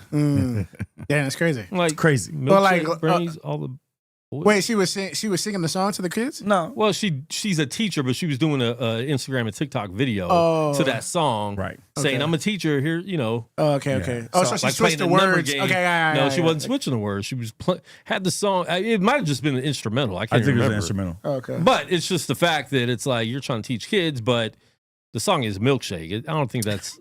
If a kid hears that, they're gonna be like, "Oh, this is a song my teacher thought," and then they're gonna listen. And my and it's teacher gonna was be like, ratchet. Yeah, my teacher was ratchet. So yeah, it's just interesting. I think it's so crazy that like when it comes down to how people listen to music, kids aren't even gonna know they're listening to bad stuff. And you guys were talking about it earlier. Like at least you have the discernment to be, and at least your kid has a discernment to be like, this isn't good. Yeah. But most people don't listen to music like that. They're just gonna be in their own zone, thinking that they're listening to whatever, and it's gonna be something crazy. Yeah. It's a slippery slope. I think that, like, honestly, my kids growing up, seeing me being on shows like this, talking about music and how I consume it, both of them are critics of music. Though. Yeah. Oh, nice. Yeah. So, like, but what's funny is, like, my daughter, she'll, like, sit and she, like, has, like, opinions, like, right away. It'd be hilarious to have you guys listen to how she listens to music. She always Now, has do they play? Are they into music? Yeah. They both sing. Lila actually, she just made the advanced choir at her school. She's super dope. stoked about that. Yo. So they got a Disneyland trip next year and stuff like that. Yeah. That's tight. So that's How old that's is she? really cool. They're 12. 12. I got twins. I think he has twins. He lucked out. He had the boy and the girl at the same time. I think like the idea behind anything digital or social media where they input like the teacher with that song, it'll be anybody's job, not just parents, but anybody's job to be ready to explain what it is, because like my son, the only hip hop that he's ever heard is like the music that I play, right? And or that my mom plays or his mom plays or whatever. But the other day I heard him singing, like he was just walking around, I'm Slim Shady, yes, I'm this real shady, all you other Slim and I was like, buddy, where did you hear that from?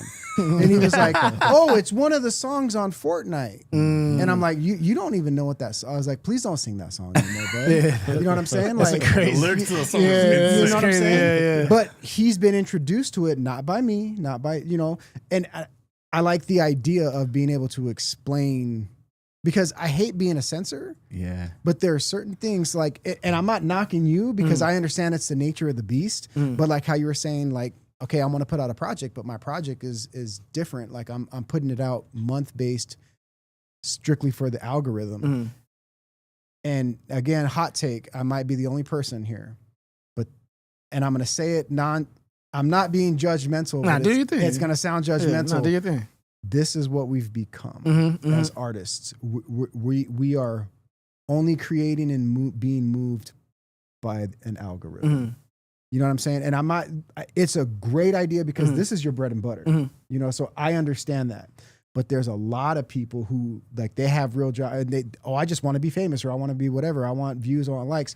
And so the algorithm, they're a slave to that algorithm. You're using the algorithm as a tool. I get that. I feel that.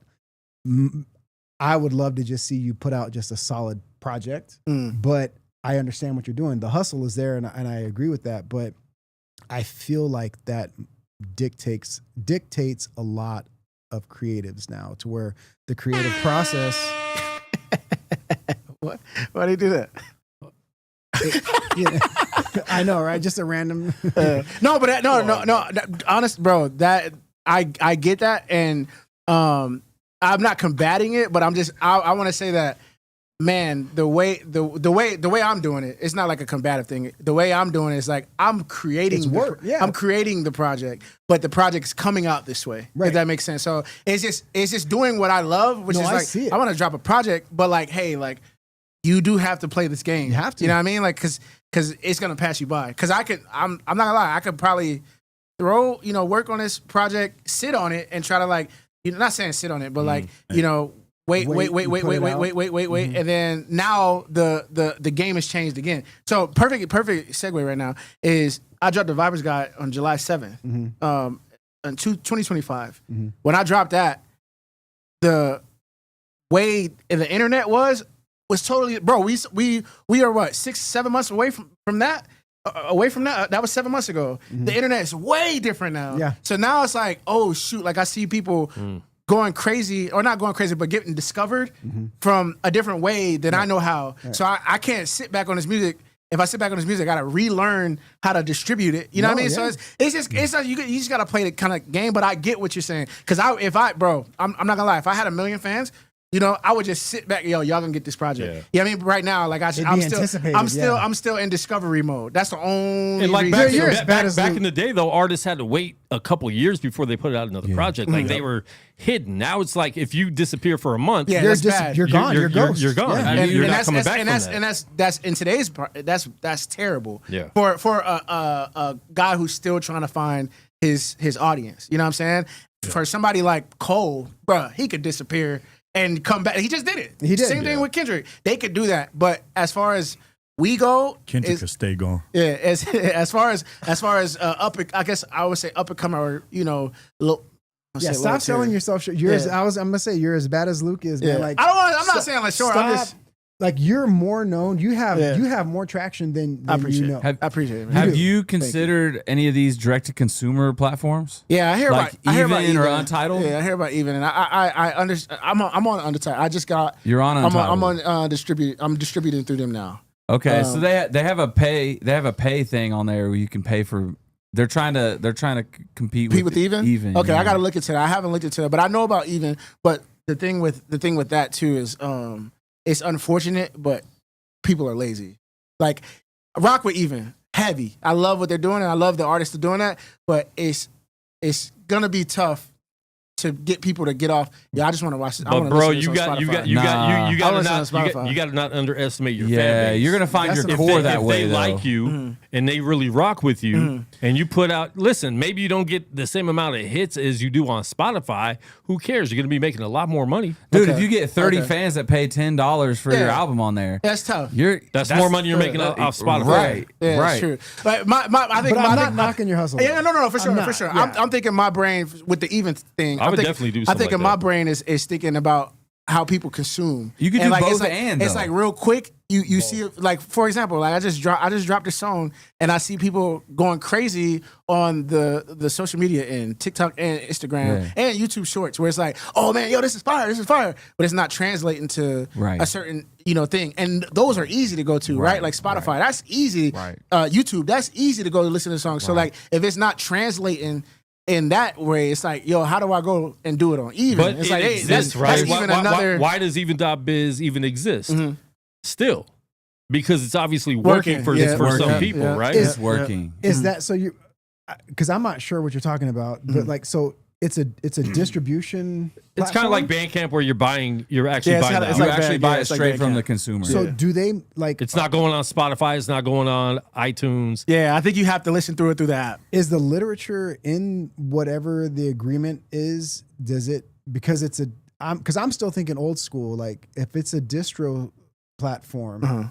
Is there literature that says that you can't also distribute? Oh no! You can't. No, you can do whatever you want. You can do everything. You can do it. You can do everything. Then I would do. I'm like Luke's right. I would do it both. All. So this is what people are doing. Hold on. Go. No, y'all were. I love the conversation. I just wanted to get a little piece of advice that I got just over this weekend. I sat in on a panel. Shout out to homie Brent. He's a founder of Impound Comics. He's a creator. I heard of Impound Comics. I know. Dope dude. He sat in on a panel and he talked about creating, marketing, and all that stuff, right? And now it doesn't sound relevant because he writes comic books, right? But we really got into like the artist side of it, right? Like as an artist and putting your art out, this is what's most important. And something that he said that stuck with me, and it's so weird that it's coming up in this conversation. I really think God wants you to hear this because it was one thing that really stuck out to me. But he said, make your stuff available on everything and push it where you want it to be. So again, like what they're saying right now, and I think that this is what the direction that they're going. But he was like, yes, I want everything to go to impoundcomics.com. I want everything there, right?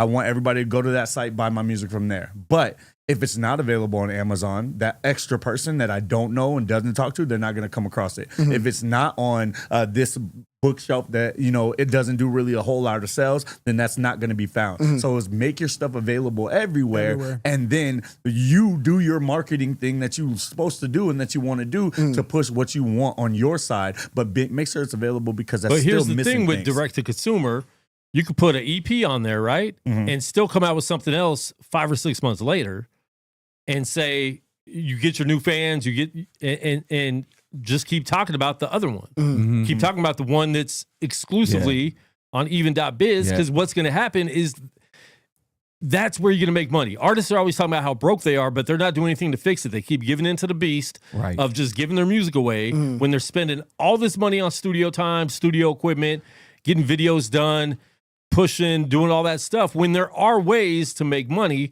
But here's the problem. You artists just want to see the numbers, see the flashy numbers. Look how many people listen to my music. I'd much rather see those dollar signs and be like 300 people downloaded my song, and like he was saying, 30 fans downloading it for $10. That's a lot more money than you're making on Spotify.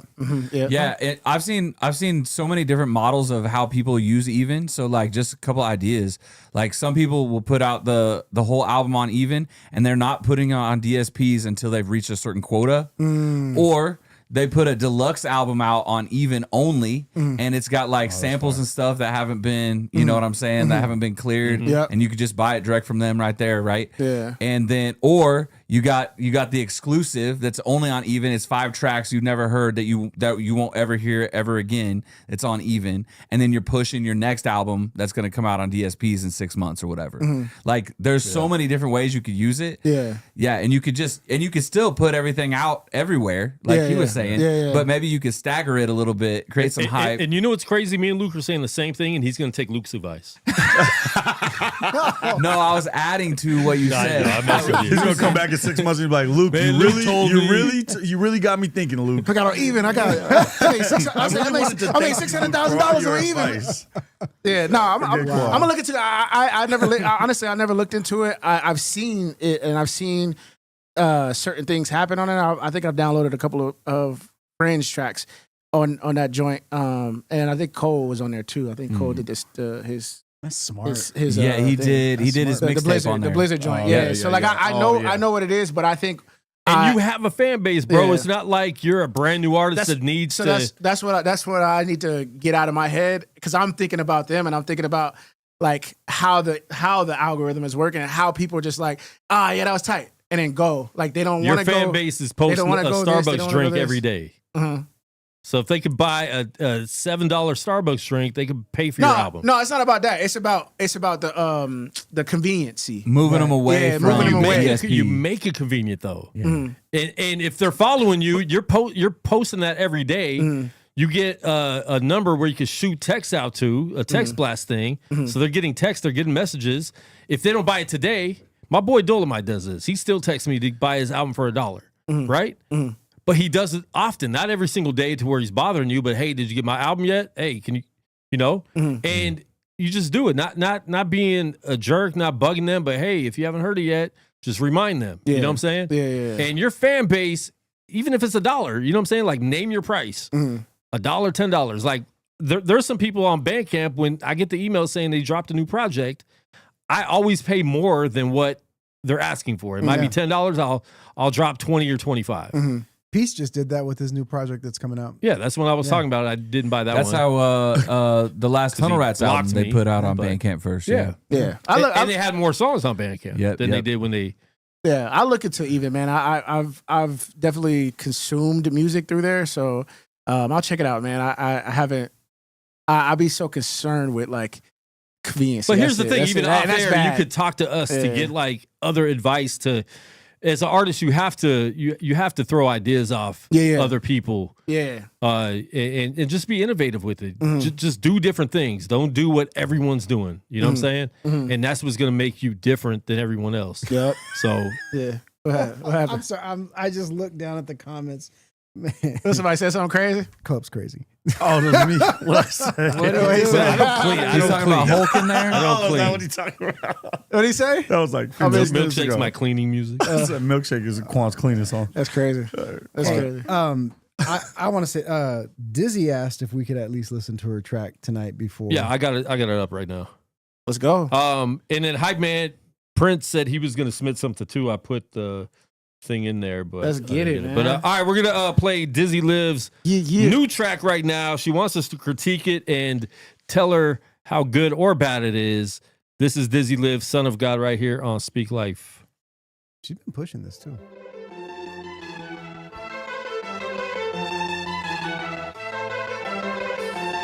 It's Dizzy. See devil. The Son of God, yeah, he died for my sins. Led him to the cross, and that's how he got the win, and they lost. Whole time, G.O.D. the boss. Big Jesus paid it all, I don't even know the cost. Ain't sliding down on no op block, but I'm stepping for the Lord with 1 or 2 feet, like it's hopscotch. I spread the gospel, I cannot stop on fire for the Lord. In your hood, the definition of the block's hot. Man, they like Dizzy, what's the deal? You know Dizzy, keep it real. The only way to heaven is through Jesus Christ for real, and I would not lie. Devoted time to Adonai. Without him, I don't wanna die. But I don't worry, I just pray instead. And if I catch myself worrying, I just pray again. I used to pray all the time to have the big body dance, but now my prayers consist of how I can serve him best. Let's talk about the Son of God. Who you know the Savior and the sacrifice beat out the odds. Who you know that's really dealing out the cards and playing debts off if you lost. Now keep records of your flaws and still love you when you wrong. Jesus, he the best, the Johnny to my test. And sometimes I do wrong, he don't love me any less, Man, I could write a love song, but ain't a beat long enough for the whole song. But hold on, seek, search, and you will find. You gon' look without my heart and found the apple of my eye. I can't deny, I've been punching in the clock, but I ain't saved by overtime. It get dark out when I walk, that's why I need the Son of God.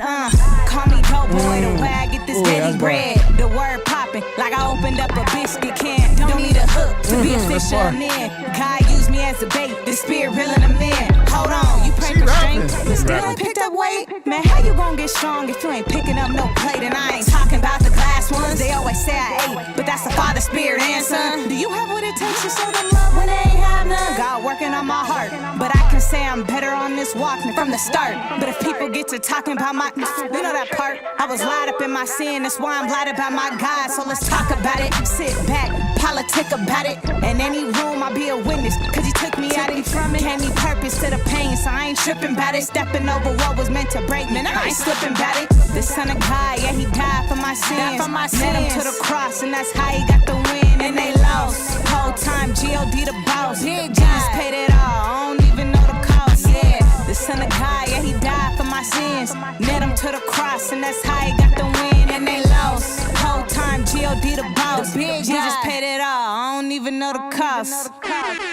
Yeah. Yo, Dizzy Live, Son of God, right here. Speak crazy, Life. We're gonna critique it because she wanted us to critique it, but Yeah, to me, that's a churchy sounding song, right? Like we kind of talk about that where it's like too churchy, but it's not too churchy. Like what she's saying sounds like it could be, right? But the way she's delivering the beat, I like it a lot. Like I definitely want to listen to it again. Her delivery's dope. I don't know. I feel like she's getting better all the time. I'm not sure when she recorded this song. I think it's recorded recently, right? Let us know in the comments. But I'm really feeling that song. Shout out to Stevie Got a J in the comments too. My dog. Yeah, that song is dope. I'm gonna give it a 4.2 because I need to see a video. Avery, what do you think? And you guys need to do a collab, man. Yeah, that joint. That would be fire. That I ain't gonna lie, that joint was crazy. She was rapping. Who wants to see a Dizzy and Avery collab? Let us know in the comments. She was rap. She said something about something in the dark, but nah, this is my Son of God. That's a bar. It's a bar. You know what I She mean? got bars. It's the Son of God, but also the Son of. That joint crazy. Yo, explain punchlines to us. Yeah, no. But it just honestly, it did hit me like, oh dang, like I was like, oh, I didn't know she could rap like that, like yo, because I know I seen her here, but I never heard her music. So that joint surprised me, yo. So shout out to her, man. I'm on the 5 for sure. She was rapping like. So you'll collab with her? Yeah. Oh yeah, for sure, dude. For sure. That's who dope. made that beat too? I'm not sure. She told us before crazy. she's very selective of beats. She goes and finds them and then just like, she did her. Yo, shout out. What's her name? Dizzy. Dizzy Live. I know about Dizzy, but Dizzy Live. Yeah. Dizzy Live, man. Shout out to you, bro. That joint was crazy. 5, 10 actually. That joint. She wrote it a year ago. Okay, that joint was crazy, bro. For real. Shout out to you. 5. Was it 5, 10? 10? 5 out of 5. She said she's down to collab with Avery. Hell yeah, let's do it. Look, man, we hooked it up. This is like Love Connection. I'm like Chuck Woolery. But musically. Like Chuck Woolery. We'll be back in 2 and 2. The oldest show you could think of. You knew what it was. He's got all the nostalgia today. Yeah, He's nostalgia got Tuesday. the old head stuff. It's Throwback Tuesday. Love Connection. That's the oldest show. We'll be back in 2 and 2. Kels. Sorry.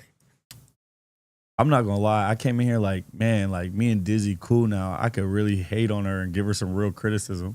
I don't got nothing bad to say. I really came in here like Dizzy, that's the homie now. So like if I really got something to say, I could let her know.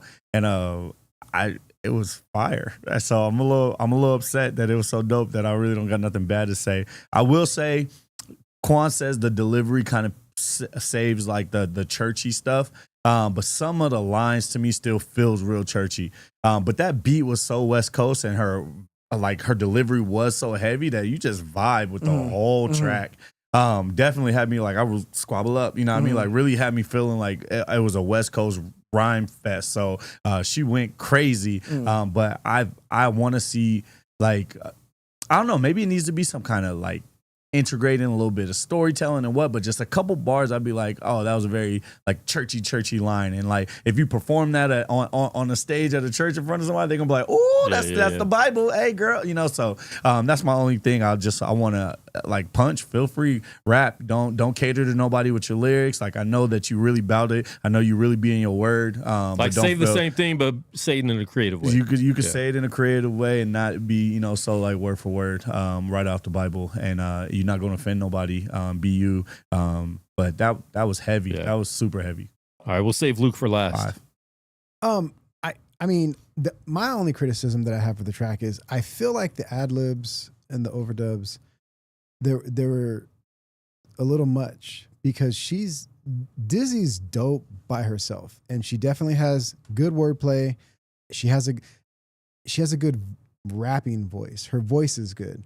So I feel like sometimes, and this isn't just her, it's anybody, like when you have too much overdubs, I feel like it takes away from you as a lyricist in your delivery.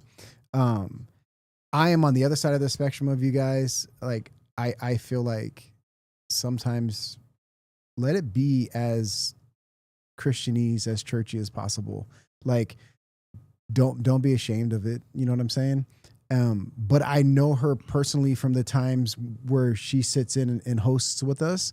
And I like that she's purposely trying to represent God in every way possible. You know what I'm saying? And so I hear Dizzy when she's rapping. I think it's dope. I'm not going to deviate from the chat, the inside group chat that we have until a video comes out, because I like her videos. Her videos are dope. Yeah. Until her video comes out, she's only going to get a 3 from me for this track. I think we're supposed to help her make the video. Yeah, until the video comes out, she's only going to get a 3 from me. How you going to give her 3 if you're supposed to help her? Hey. I mean, the cha-ching hasn't hit our. Oh no, it's not like that. No, like that's not. Juan said earlier he's not looking for like streaming numbers. He's looking for dollars. dollar He also said he wasn't buying one of Avery's shirts. He said he'll trade you for a Speak Life shirt, but he's not buying it. I hope people Speak Life shirts still. We need to make some mass duplicates of it. All right, Luke, tear it up. Dizzy is really dope. And as many people that are asking me about like new up and coming artists, I'm trying to say Dizzy as much as possible, just like I do with Avery. But Yeah, the charisma, the flow, everything was like great. The beat was crazy. I like the beat. It did get a little redundant. The strings, I don't know how you can fix that. Maybe I could get over that. Probably dropping it. Yeah, maybe drop it a little bit, but yeah, just that. But I like that wow. That Like it was sick. That was sick. Yeah. But I was listening to the same thing Dodo was though, the ad libs. I didn't mind that the ad libs that were on top and the doubles that were with her that emphasized what she was doing. There was one ad lib that was a little muffled that kept traveling from left speaker to right speaker the whole song, or maybe I just noticed it in one little spot. It very much distracted me, and so I would probably just get rid of that. But and then the other thing, the churchy stuff, man, I think that we shouldn't be scared to talk about Jesus the way we do in our songs. I feel like that's how CHH gets watered down. That's not what I'm saying. I'm saying how it's delivered and how it's worded. But the way It's she very delivered it is basic. dope. Yes. Her delivery is dope. The lyrics were basic though. Some This of them. is I'm not saying all of it. And again, so that's my point too. Very little, like it's not all the time. And man, like me and Quan talked about this the other day. I remember the first video I ever heard from Dizzy. This is night and day. She elevates every time she gets on a microphone. Yes. She takes it to another level, Yes. and she's amazing and incredible. Not saying like it's not okay to be Christianese. What we're saying is that like you sometimes it feels like it's forced in there because you have to be talking about God in this song, and it can be delivered the same exact message but more natural conversation. But more what natural. if that's who she is though? But that's what I'm saying. Like but we I talk feel to like Dizzy all the time. I feel like that's her personality at That's the it, table. yeah. You know what I'm saying? So that's why I'm like, I hear Dizzy when she's rapping. Like it's not like she doesn't become like now the first song I heard from Dizzy, the style and the delivery made it cheesy because of how she was talking about her faith. This was dope. Everybody agrees her delivery was dope. Fire. I would say just keep doing that. Yeah. And especially because especially in CHH, not too many people are doing that. They're kind of watering it down and trying to sound like everybody else and trying to be natural, trying to be organic. But like maybe that's going to be what sets her apart, makes her unique, because she can talk about these things in a really with a dope delivery, a dope flow. yes. I don't think anything she can do is going to be bad at all.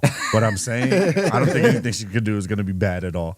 But I do just believe that like what you guys are calling watered down and what we're calling natural is not the same thing. You guys are saying like take God, less God, and we're not saying less God at all. We're saying wording. You can say all day long, like we talk to Diz and this is how Diz sounds. Yes, we in conversations, you hear every scripture in conversation, things like that too. But Talking about more lyricism with it. But the way it comes about, it just feels so different. In conversations, What it if feels what so if much more what natural. if it's like the thing that I grew up. Me personally, I grew up on Christian hip hop, right? So The Truth, like Flame, like you know what I'm saying. I grew up listening to these cats talk about Jesus and God, and I'm like, I get it and I understand it, and I've consumed it, and I'm like, all right, cool. Maybe we've been so consumed with that we want to hear it in a different way. And that's where you guys are coming from. You know what I'm saying? Not saying me. I'm not saying me. I'm just saying like what you guys are saying is maybe you've heard it so many times that you're like, do it in a different way now. You know what I mean? That's maybe I'm wrong, or is that what y'all are trying to say right now? It's like y'all have heard it so many times. Y'all have heard Jesus in a way on the track. So many times you're like, hey, be more creative, dog. You know what I'm saying? Is that what you're saying? I mean, I think, yeah, I guess. Is it It's like- just with every song, like just be a little more lyrical with it. Because like I said, I grew up with it. So like when I hear something, I'm like, okay, she's talking about her faith, her walk. You know what I mean? Yeah. And that's her truth, right? Like for me, like I'm a Christian and I haven't said Jesus in a song in a minute, but like you can hear me and you be your like, faith comes out. yeah, in you music, can hear me and you be like, oh, cool, like I hear it, and then you want to have a conversation. Is he the watered down Christian artist that we talking about then? No. See what I'm saying? No, Like, no, that's no, but that's I'm our trying- point. you're talking about though. watering down. It could be less. I'm trying to say like. No, you good. You just helped me prove my point. No, though. That's what I'm saying. Like, no, you didn't. Like, that's what I'm No, you didn't. You took it wrong. No, No, that's what I'm saying. Like, we just gave two examples of how he hasn't said Jesus in a song in a long time, but we all know that he's Christian still. And then how Dizzy, we're talking You about want her to water herself down. That's what I'm saying. I'm not saying don't be like. Who said And water what Dizzy You self could down? say the same thing, be more creative how you say it. That's all I'm saying. It's lyricism. I don't understand how we're not Water understanding yourself that. down. No, I understand. I understand. Like be more technical. Like in other words, Dizzy, you've been doing this for long enough. We know you can come tighter, and that's a push in the right direction. I know that's dope. Yes. We're not saying it's not tight, but we know it's in you. That's like it's like telling somebody. You think your PR is going to be 5 pounds? No, you could do 10, bro. I know what's in you. Do it. And you're like, all I could do is 5. I get what you're saying, but what I'm saying is like, this is my viewpoint is being a believer and a hip hop person, or a person who likes rap.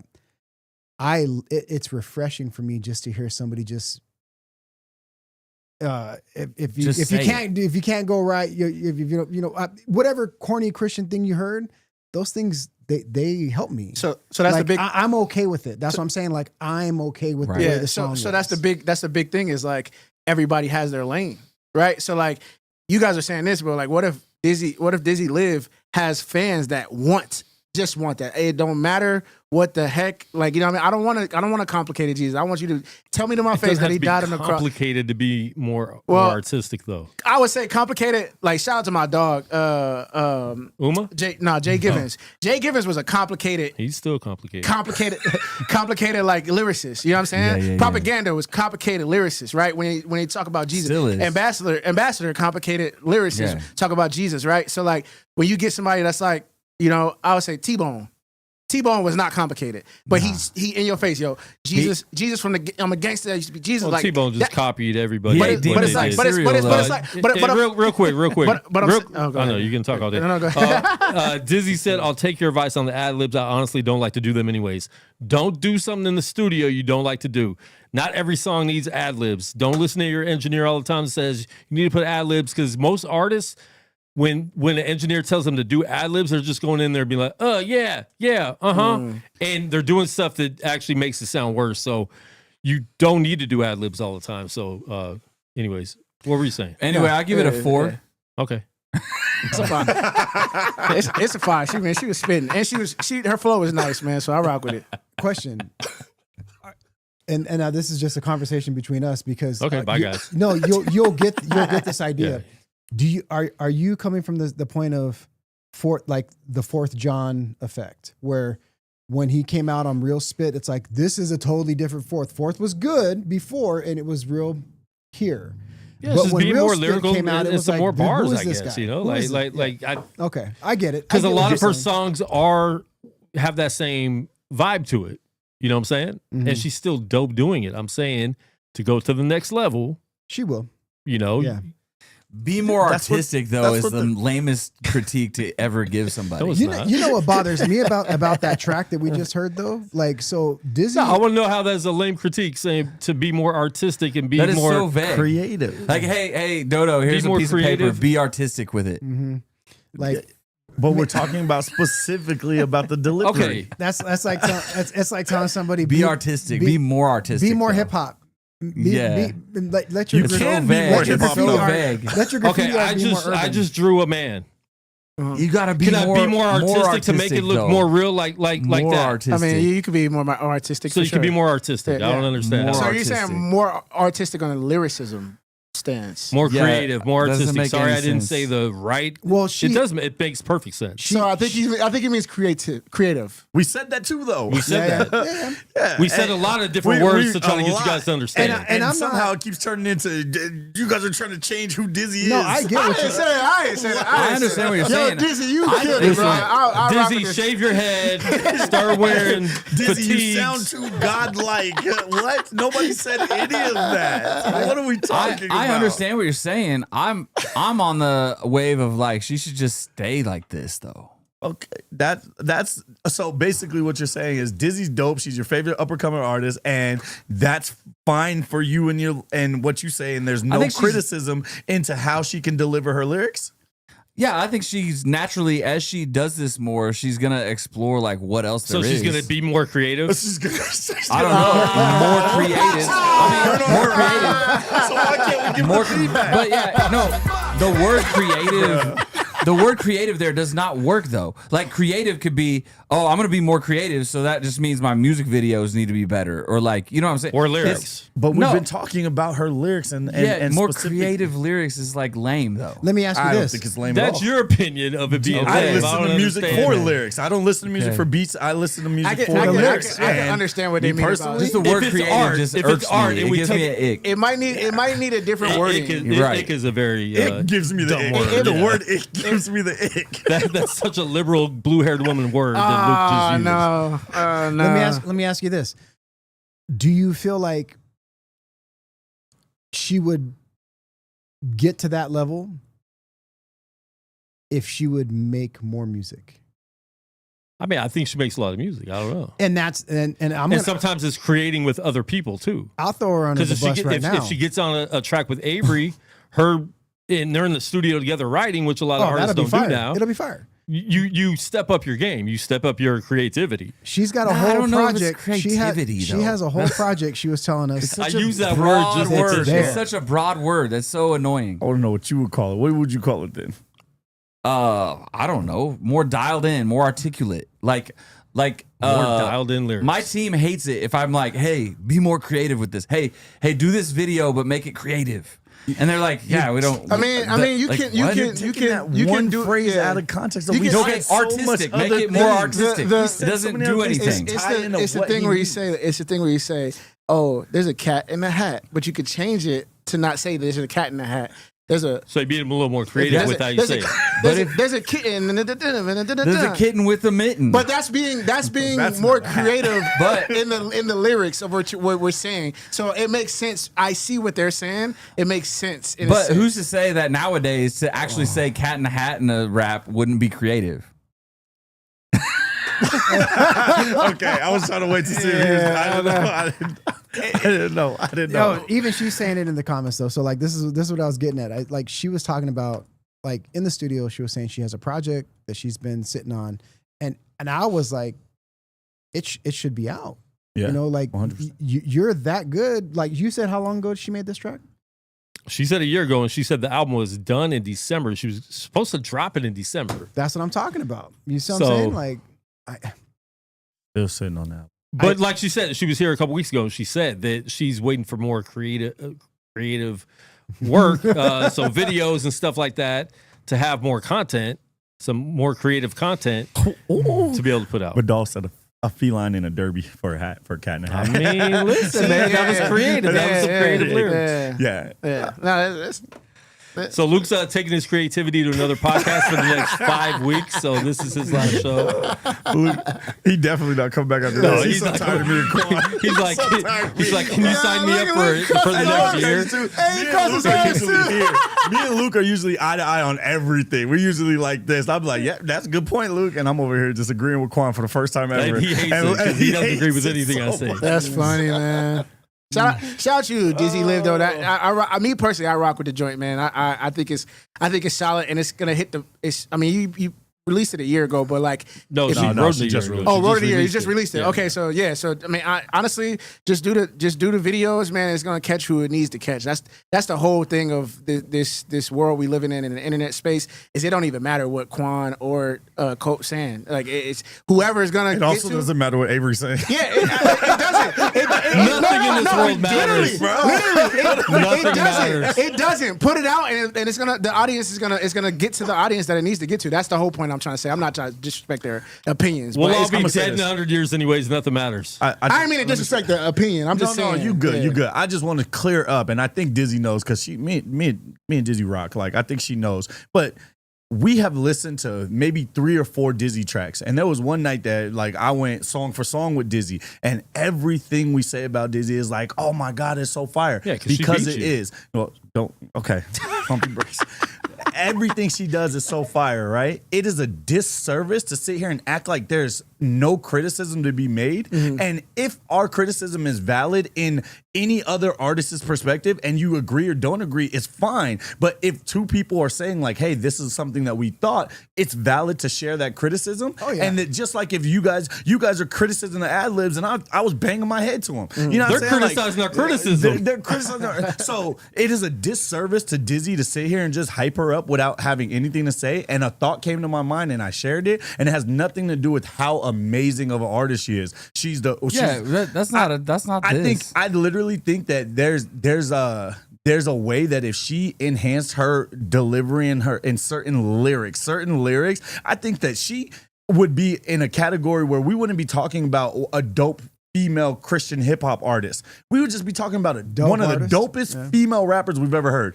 And then one of the dopest rappers, period. Yep. You know what I'm saying? And it's just a point of elevating to that point because she is so good. So that's all we were saying, man. I didn't think that I was in a disagreement with you guys. Oh, really? Yeah.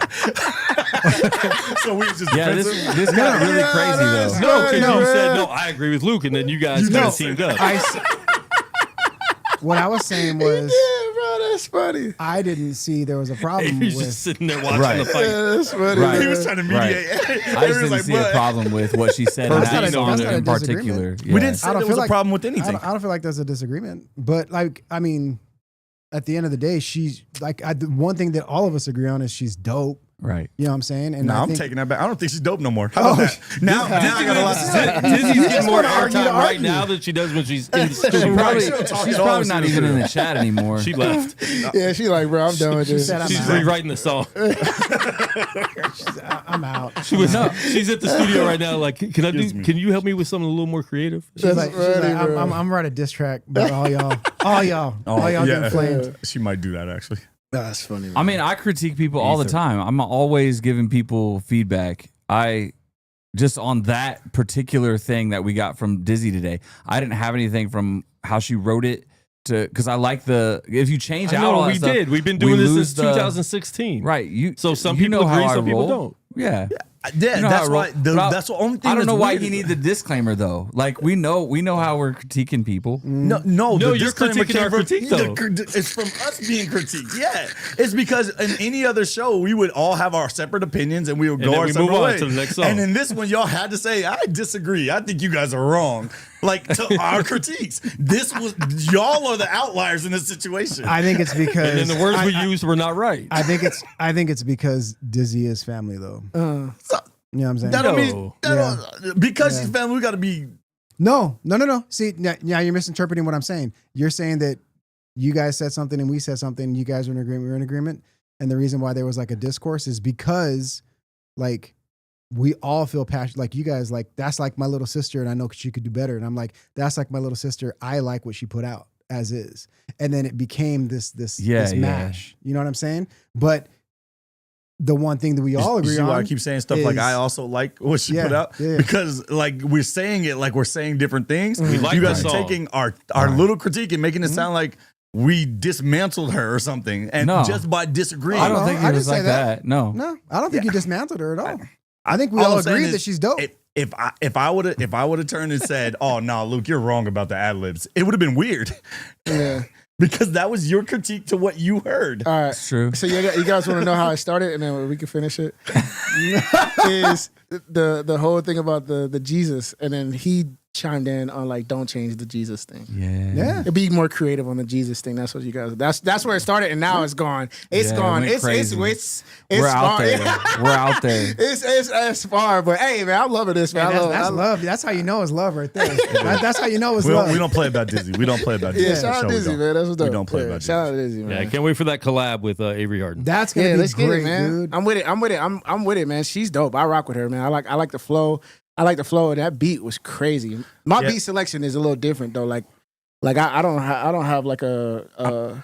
I'm not gonna hold you. I've been waiting for you to get on something that you could really just snap on. Yes. It's been a while. I haven't. Yeah, I haven't. I mean, because I honestly, for me, I don't want to rap like that anymore. Like I want to tell told me that. stories, right? Like because you could rap, like you could really rap, but like people now, I feel like people want to be engaged with the storyline, right? Mm-hmm. So that's a lot of my music. But I mean, I could do that with the freestyles. Like I got a couple freestyles coming through. Okay, dope. And real quick, hype man Prince you sent me 3 songs. Oh, shoot. What Okay. song do you want me to play? Don't send me 3. I feel like I'm gonna block you on if YouTube. you got on a track, it would push her. Like you, Okay. Let us know what song you want us to play because you sent us a whole bunch of songs. So, Dizzy, all right, let real me, quick. let me get on a remix, Dizzy, so I could diss everybody in the studio too. Put me on a remix. Put me on a remix. All right, real quick. We're gonna get a Hype Man Prince song and then we're gonna bounce out of here. But real quick, Let's I go. love diss tracks. you know, people get church hurt a lot. Luke's kind of speak life hurt right now, but I'm fine. I'm cool. I like you guys. this video is if church hurt was used anywhere else because you know people always use church hurt. They do. So we're gonna play this right now. Hey, what's up, bro? I'm finna go to the gym. You trying to go? Nah, bro. I don't really go to the gym no more. Why? I got gym hurt, bro. They was really, really mean to me one day, and I told myself I ain't never going back to the gym. All right. Yo. Hey, what up, though? What up, bro? You all right? Ain't you supposed to be working today?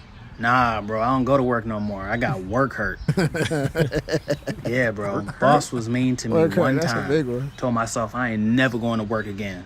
I'm deconstructing from work, honestly. That's what I'm trying to do. Bro, you just broke your leg. Here, I'm gonna take you to the hospital. No. Don't take me to the hospital. I don't go to hospitals no more. I got hospital hurt. Okay? Every time I go there, they think they're better than me, so I don't do hospitals no more. No. Hey, what's up, bro? I'm fine. That's good. That's funny. That's funny. That's funny. I watch reels all day, so I share them with the world. That's funny. That's good. All right, what did Hype Man say? He said, "Play Precious Life." He said that's the second single since we heard his first one. We don't remember your first one. I think it's crazy that he watched that whole confrontation play out, and he's like, "I still want you guys to listen to my song next." Hey, man, let's get it. All right, this is Precious Life, Hype Man Prince off the EP. Right here. Here we go. Ooh, wait, little violin. I like that. Hold on. Hey, came about it. No, hold on. I came back in the. I'm back up in the stoop.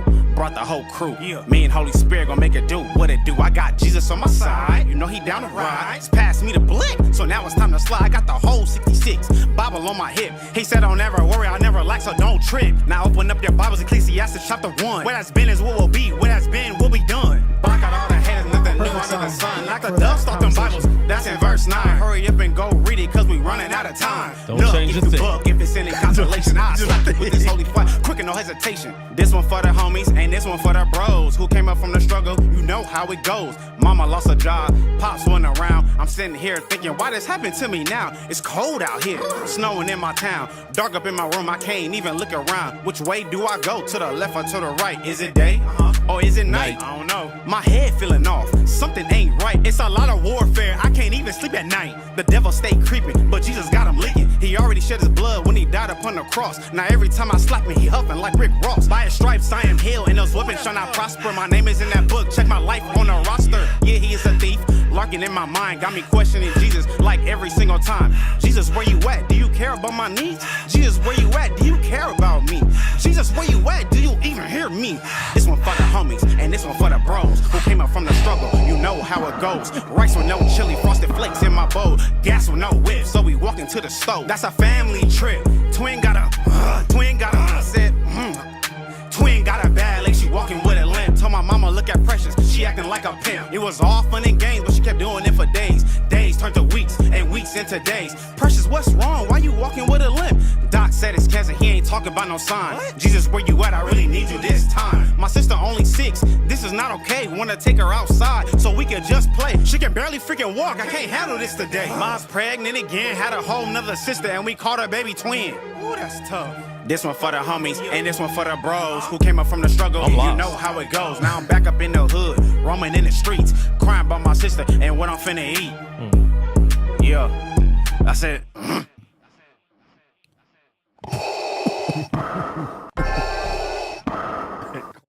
All right, Luke, I'll start with you first. I couldn't follow the story. And it was bugging me because I've heard that beat before. I don't know if it's like an old Snow Goons beat or something. I don't know. It sounded something from that era. I don't know. I heard that beat before. I was like trying to place it. I'm trying to follow his storytelling. I liked his mic presence. Like he sounded like he knew what he was doing on the mic. Some of his rhymes were predictable, and then when he's trying to flip up the schemes, it came out of nowhere and it didn't really flow. What? Why are you guys laughing? Because I said it while the song was playing. I was like, this is the exact song that needed to happen after that conversation because now everything's gonna be different. Everything that we're gonna say is what they were saying about this.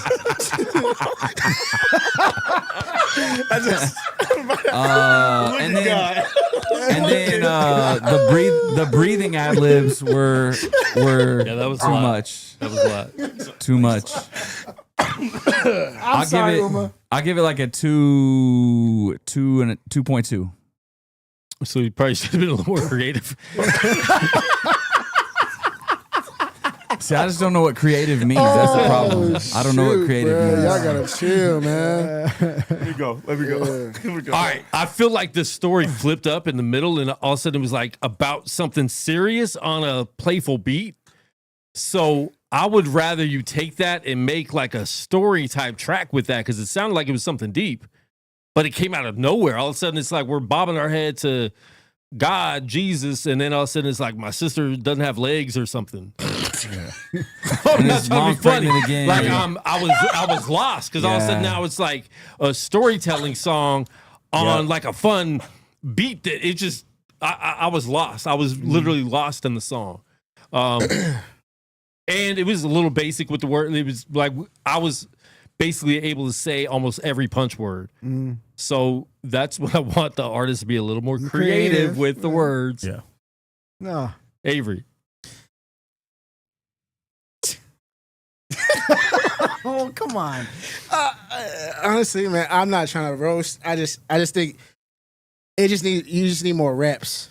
That's the thing I could say, bro. You just need more reps, man. You need to get back in the.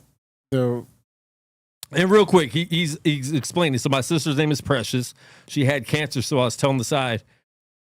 We did not it just flipped. Yeah, it didn't flow. I'm not like I could tell at the end of the very end of the song it was about something, right? Mm-hmm. Like with your sister. That part. But it like that's a deep thing, right? Yeah. I want like a more mellow cinematic type beat. And the delivery didn't make me feel that because I honestly think I heard Precious has. It was a fun song. I heard Precious has cancer, but I'm like, wait. See, I didn't even hear that part. Wait, yeah, I heard Precious has cancer, but I'm like, wait, you, it's all over the place. So I'm not, bro.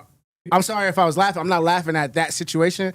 It was the delivery of it when we got there. It's like, oh man, like I couldn't focus on how serious the situation is. I'm not laughing at the serious situation because it's serious, bro. But me personally, I just feel like bro needs a little bit more reps because even some of the stuff he was saying, I think he said something about Ecclesiastics and he rushed the line in there. Like that's huge. Like you gotta make something like that. Like you saying Ecclesiastics, you said Ecclesiastics. Like it's rushed and you can hear it and it's some other stuff you said in there that was like there was a lot that sounded a little rushed. It felt like you are rushing everything, bro. And also like the rhymes were a little basic. That's what we were talking about earlier. I don't know if you've been in this stream. Yes, in this stream where we're talking about the cat in the hat. Now that's different from the Dizzy Live because Dizzy Live, her punches weren't predictable. Your punches were predictable. I think Quan at one point was saying what you were going to say, which is not bad, but it's like when it was really bad when you were like,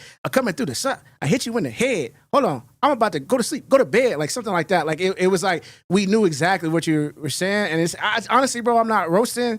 It just comes with reps, bro. Like you got to put your reps in. You got to write. You got to listen. Me personally, this is what I'm saying I did because I sucked when I started, bro.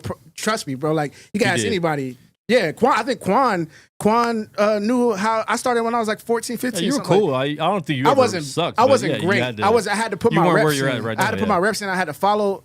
But he said this, like he barely started. This is like the second song he's recorded. So like it makes perfect sense. He said as a Christian artist. Yeah. So if you're already an artist, and that's the thing with a lot of artists that become Christians, right? Then they start changing their music up to be Christian music. They get stuck in trying to be a little too basic, maybe.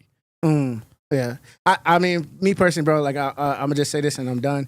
I think you just need to put more reps in. Whoever's your favorite artist, you need to emulate them. That's what I did. The Truth, Jay Givens, Lupe Fiasco. They were all my favorite rappers growing up, and I literally, to the T, bro, you can ask anybody in the city, was rapping Jay Givens rhymes to try to be as good as he was, and that I became better. Hobson's one of my guys. Listening to him and listening to how he says his words on the track to get better, bro. So like, it's just that, bro. Like, you just got to put your reps in, and it's not. Bro, forgive me. I'm not trying to bag. It's just like I got to tell it how it is. I don't want you to go out there and he good. People going to clown. People going, you know. Yeah. So okay. All right. Well, yeah, man. Yeah. I think so. For me, I was trying to understand. Like, I like the idea of the pause, and he's trying to get his voice right, and he's clearing his throat. But for me, I feel like it took me out of the song. Hold on, he said stop apologizing. He said stop apologizing, please. Avery was over apologizing. My bad, bro. I just know. Just apologize again. No. I just know the music. I just know the music. That's life. You know what I mean? No, but you just apologize over the apology. So to me, like I know artists that do that. Like sorry, Avery. Like in the late '90s, in the mid '90s, like people would do like that stutter, or like, the wiggity, or something like that, where it was, Biggie did it one time. It's like irritating, like the hiccups. You know what I'm saying? Like it was a cool little flavor thing, but like the clearing the throat at the beginning of the song, I don't feel like it added to the rest of the song. Yeah. You know what I'm saying? And obviously, yes, your delivery was. It's not that it was hard to understand. It was just, well, it's not that we couldn't understand you, because we could understand you. Your delivery was too fast. It was too fast over that beat. Like, I feel like it was too many BPMs, and you were just trying to keep up with the beat as opposed to flowing over the beat. You know what I'm saying? So like, and maybe did you write this song before you had a beat? Because a lot of people will do that, then try to fit it on a beat. Exactly. That's what I felt like it was. Now, the message of the song, like, can I tell that you're a believer? Yes, 100%. Is that going to be some iron sharpening for somebody who's new to being a Christian? Absolutely, 100%. Because like, the gospel is the gospel. So my criticism would be, like we all have said so far, just keep doing it. Don't stop. Keep doing it. Get your bars up. Get your reps up. And the only way you can do that is by continuing to do it. There are other artists that, like Dizzy lived before. The skill set's there. Yeah. You know what I'm saying? So just keep doing it. Like, that's my encouragement. As far as like the track goes, like what would I rate it? I'm gonna rate it like a 2.5. But also, like, I want to know what the cover of the song was, because there was a lot of stuff on that cover. Like, it was like basketball, and then like a TV, and then like the car had like scrapes on the back of it. Tell me how that image added to the song. And if you're saying because it was all in the song, that's a lot to be in one song. You know what I'm saying? It's everywhere. Everybody can agree that it was everywhere. Yeah. Cool. I'm gonna start telling you all the stuff that I liked first. One, I appreciate you being in the chat, just taking the feedback and just even communicating back and forth. A lot of people just sit here, listen to us, and we don't know if they understand what we're saying. We don't know if they get what we're talking about or not. And we just like, oh well, it is what it is. So appreciate you staying in. But I think that the beat really reminded me of like a T Grizzly style beat, right? It had that super fast paced pop song. And it's crazy because I've heard like a T Grizzly like tell a story over a beat like that. And that's relevant, and it's something that can be done in today's time and be appreciated by the right crowd. I think that the story you were trying to tell wasn't fluent enough to be able to be wrote on a beat that fast. Like that, the beat was so fast, and the BPMs, and like they keep talking about, it was just hard.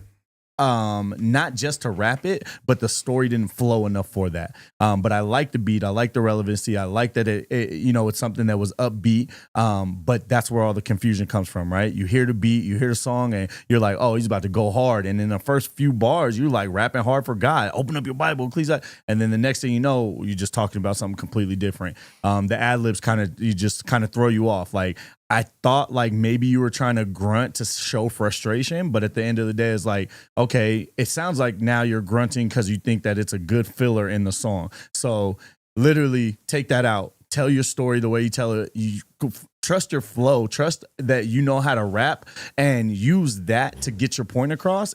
everything that should be an ad-lib should be in the background. It should be dialed down. It should be something that adds to it, but it's like oh, that was cool. He did that in the background. It shouldn't overpower what you're actually trying to rap or talk about. And then, of course, the lyrics were super, super basic. Not just the rhymes and how they were ended, just the subject matter and how you would say one line, and then sometimes you didn't even rhyme the next line because you wanted to jump onto a different topic. So things like that, like tighten it up and you'll be good. I know you literally you're listening to this and you're like, oh yeah, I could have done that. Yeah, I could have done that. So just keep in mind that this could have been a really good song because it had a lot of elements that were like, okay, I could mess with this.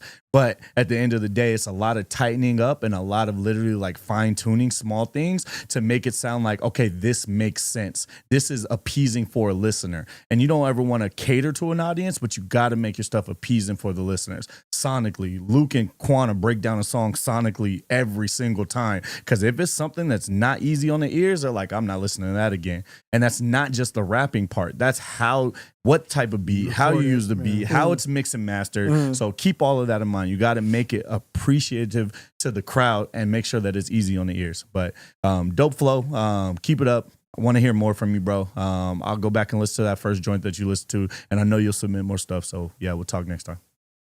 You know what I'm actually anxious for now? Because we've said it. We've said it many times. There's been many artists that when they submit, and like we basically roast them on the first time they submit, and then like 5 songs later, we're like, dude, they've gotten mad better. Yeah, they start mad like better. I hope like take all this as iron sharpening, bro. Like it's good critique. It's not criticism. It's critique. There's a big difference. Yeah. You know, he said he got more. He ready to drop it. He'd submit it right now if Quan didn't want to go home. Did you guys see that the reason that beat was familiar to us is because Dizzy had the same sample? Beat. Yeah, same sample. Yeah, that's cool. Oh, snap. That's crazy. Okay. This one was sped up though. It was way different, but yeah. I mean, probably not way different. I didn't even realize that. AI strikes again. Yeah. It had been so long since we heard the Dizzy song. I know. There's all the talking. Yeah. All right. Avery, let everybody know where they can find you. Man, yeah. Avery Harden Hip Hop.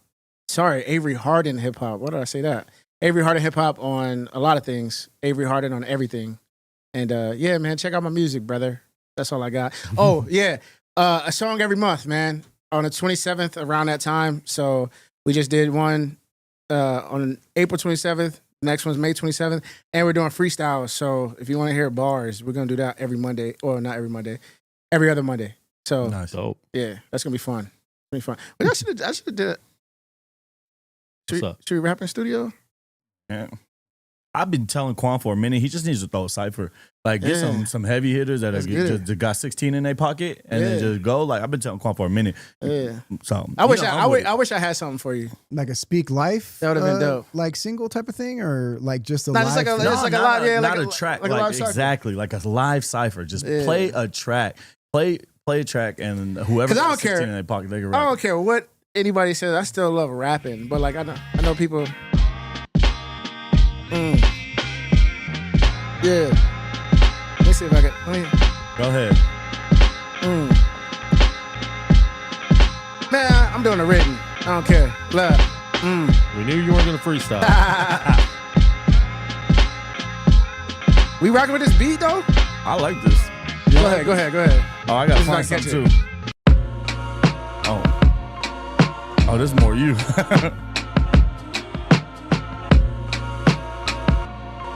Don't tell me to put on beats and then nobody raps. Nah, man. What's up with these beats, man? Who did these beats? Hold on. I'll freestyle. What's wrong with the beats? We need some. I need a some. Nah, it's cool. I just played We two talk about totally different cypher tempo joints. beats. Yeah, there we go. That's not a cypher joint. Yeah. All right. Love. That's what it is. Changing my name to Tempur-Pedic, cause they still in the slumber. I've been humble for too long, it's time to kill me another instrument. Check credentials, I'm so ill, gotta wonder how this youngin' pen is spinning. Plenty deals, call me Rumple. Still skin, I'm in contempt cause he slaughter beats as a sport. Check my tickets, please. Make sure you sit in coast where your sis can see how I'm all over the beat. I think I'll miss the beat. I think I'll miss the beat. Now this off the top. I'm about to rip it, see? Quan all in the studio, the hits can see that Avery Harden going so viciously, Yeah, Luke, I really see you. Thanks for that advice. I'm about to really just see through.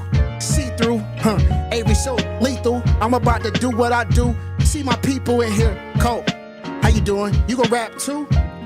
This off the top.